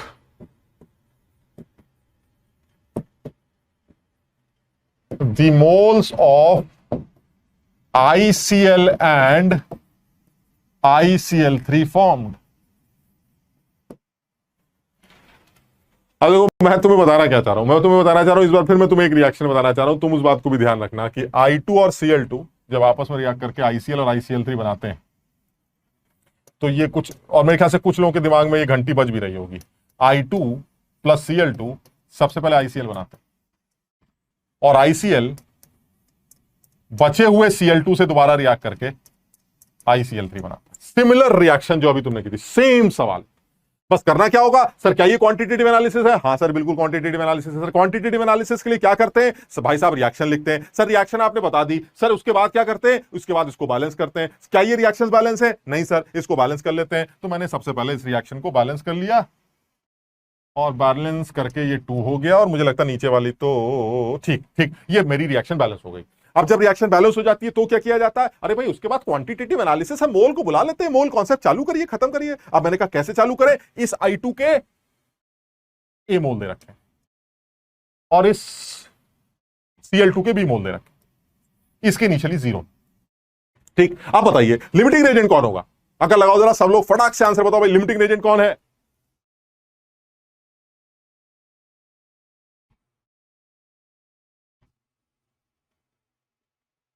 अब है ये चैप्टर अभी चल रहा है, इस चैप्टर को मैं बहुत लंबा लेके जाऊंगा। जब मैं इक्विवेलेंट कॉन्सेप्ट खत्म करूंगा तब मैं मानूंगा ये चैप्टर खत्म। लंबा इन द सेंस कि अब हमारा मोल कॉन्सेप्ट ऑलमोस्ट डिस्कस हो चुका है, अब हम कंसंट्रेशन टर्म्स पे आने वाले हैं, और कंसंट्रेशन टर्म्स के खत्म होते ही उसमें वही हमें मोलारिटी मोलालिटी और वेट बाय वेट परसेंटेज वगैरह डिस्कस करनी है। उसके बाद मैं सीधे स्विच करूंगा इक्विवेलेंट कॉन्सेप्ट, उस इक्विवेलेंट कॉन्सेप्ट को खत्म करूंगा। एक तरह से देखा जाए तो वो मेरा दूसरा चैप्टर होगा। मोल कॉन्सेप्ट मेरा पहला चैप्टर है, मोल कॉन्सेप्ट 2 जिसको मैं इक्विवेलेंट कॉन्सेप्ट या रिडॉक्स रिएक्शंस बोलता हूं, वो मेरा सेकंड चैप्टर होगा। तो ये फर्स्ट चैप्टर मेरा, मुझे लगता है नेक्स्ट क्लास में मैं खत्म करने की कोशिश करूंगा, जिसमें कॉन्सेंट्रेशन टर्म्स डिस्कस होंगे। ठीक, या एक क्लास और लग सकती है, दैट डिपेंड्स। ठीक, देखो ऐसा शुरू में थोड़ा सा टाइम लग रहा है, बट धीरे धीरे करके तुम देख रहे होगे हमें स्पीड भी पकड़नी है, और हम धीरे धीरे करके सवालों के लेवल भी इंप्रूव करेंगे। थोड़ा सा तुम लोग जो है ना, थोड़ा सा ध्यान देना शुरू करो यार, काम की बात पे लगो, समझ लो बात को, बिल्कुल बकवास के चक्कर में मत पड़ो। बस कॉन्सेंट्रेट, क्या दुनिया कर रही है, कौन क्या लिख रहा है, ऐसी की तैसी, हमें सिर्फ पढ़ाई करनी है बस। ठीक, इसमें फर्स्ट रिएक्शन का लिमिटिंग रेजेंट पक्का कौन सा होगा? I2 होगा। क्यों I2 होगा? सर अगर ऊपर वाले रिएक्शन में Cl2 लिमिटिंग होता तो नीचे क्या आप लेके आते उसको ना, हम कहां से लाते? तो इसका मतलब हुआ ऊपर से Cl2 बचेगा, वो नीचे आ जाएगा। यानी फर्स्ट रिएक्शन का जो लिमिटिंग रेजेंट है दैट इज I2। मैं इस सवाल को बिल्कुल भी सॉल्व नहीं करूंगा, या आपसे उम्मीद की जाती है कि आप इसको अपने आप सॉल्व करेंगे। फर्स्ट रिएक्शन का limiting reagent is I2 and for second reaction the limiting reagent will be Cl2। Same सवाल है, मुझे इसका आंसर तो नहीं पता, हालांकि मैं अभी निकाल भी सकता हूं इसका आंसर। सब लोग इसको सॉल्व करेंगे, सॉल्व करने के बाद सब लोग मुझे इसका आंसर बताएंगे, सब लोग मुझे इसका आंसर बताएंगे। मैं तुम्हें 1 मिनट का टाइम दे रहा हूं, सब लोग एक काम करते ना यार, मैं भी साइड में सॉल्व कर लेता हूं, तुम्हारे जो आंसर आएंगे मैं उसको चेक करता हूं। ठीक, ठीक है, मैं इसको सॉल्व करता हूं। मुझे पहली रिएक्शन का जो लिमिटिंग रेजेंट मिल रहा है वो I2 मिल रहा है। I2 ही डिसाइड करेगा कि कितना ICl बनेगा। तो इसका मतलब ये हुआ फर्स्ट रिएक्शन में अगर मेरे A हैं, तुम्हारे 2 बनते हैं, 1 से 2 तो A से 2A, यानी कि ये मेरा बना 2A। कितना A बच जाएगा, कितना Cl2 बच जाएगा, वो भी I2 डिसाइड करेगा। अगर मेरा 1 मोल होता तो तुम्हारा 1 मोल खा जाता, मेरे A हैं तो तुम्हारे A खा जाऊंगा, तो तुम्हारे बचेंगे B माइनस A, मैं हो जाऊंगा 0 और ये होगा 2A। वो B माइनस A जाके नीचे गिरेगा, Cl2 का अमाउंट, और ये साहब ऊपर से बन के आए थे 2A। Now in the second reaction, the limiting reagent will be Cl2, so the deciding factor will be Cl2, so the ICl3 will be decided by Cl2. 1 mole of Cl2, it will give 1 mole of ICl3, so B minus A will give B minus A, यानी ये 0 था, अब ये हो जाएगा B minus A, और ये हो जाएगा 0। अब कितना ICl बच जाएगा? अगर मेरे 1 होते तो तुम्हारा 1 खा जाता, यानी मेरा 1 मोल तुम्हारा 1 मोल खाता है, मेरे B माइनस A तुम्हारे B माइनस A खाएंगे, यानी अगर तुम 2A हो और तुम्हारे B माइनस A मैंने खा लिए तो तुम बचे 2A minus B minus A, 2A minus B minus A, that is 3A minus B। तो this will be according to me, अगर मैंने जल्दबाजी में कोई गलती नहीं की है तो according to me the answer should be the amount of ICl3 found was B minus A and the amount of ICl left in the container will be 3A minus B. So this is ICl and this is ICl3. अब मैं एक बार chat देखता हूं, शाबाश शाबाश शाबाश, 3A minus B, B minus A, 3A minus B, B minus A, 3A minus B, शाबाश शाबाश शाबाश शाबाश। एक बात का ध्यान देना, जब मैं कई बार गलती कर चुका हूं, मैं अपनी गलतियां तुम्हें जरूर बताता हूं, क्योंकि मुझे उसमें कोई शर्म नहीं आती, क्योंकि मुझे पेपर नहीं तुम्हें पेपर देना है। ठीक, मैं ये गलती कर देता हूं कई बार कि मैं ये देखता ही नहीं कि रिएक्शन बैलेंस है कि नहीं। इस बात का तुम बिल्कुल ध्यान रखना, रिएक्शन लिखने के बाद एक बार जरूर चेक कर लेना बैलेंस है कि नहीं, क्योंकि मोल कॉन्सेप्ट सिर्फ बैलेंस केमिकल इक्वेशन का ही नाम है। मोल कॉन्सेप्ट आप किसी भी बैलेंस इक्वेशन पर ही अप्लाई करते हैं। मेरे ख्याल से आज के लिए हमें इतना ही करना है, तो आज हम इतना करते हैं। डीपीपी हम फिर ले लेते हैं। मेरे ख्याल से डीपीपी में इस बार हम कुछ मोल वोल से रिलेटेड बातें करेंगे, और फिर अगली क्लास से कॉन्सेंट्रेशन टर्म स्टार्ट करते हैं। सब लोग कोशिश करके कॉन्सेंट्रेशन टर्म से एक बार पढ़ के भी आए, मोलारिटी किसे कहते हैं, मोलालिटी किसे कहते हैं, ताकि हम इस चीज में फटाक से इसको कवर करें। और बहुत ही इंपॉर्टेंट टॉपिक है अब कंसेंट्रेशन टर्म। आईटी के पेपर में एक एक पेज पर कभी कभी एक ही पेपर में दो दो सवाल डाल देता है, तो हम आईटी के सवाल भी कुछ उसमें देखेंगे। लेकिन आप ये कि अच्छा, तो हम नेक्स्ट क्लास में मिलते हैं और नेक्स्ट क्लास में कंसंट्रेशन टर्म डिस्कस करते हैं। Thank you so much. खूब मेहनत करो, जम के मेहनत करो, अपना, हमारा और अपने घर वालों का नाम रोशन करो। Thank you.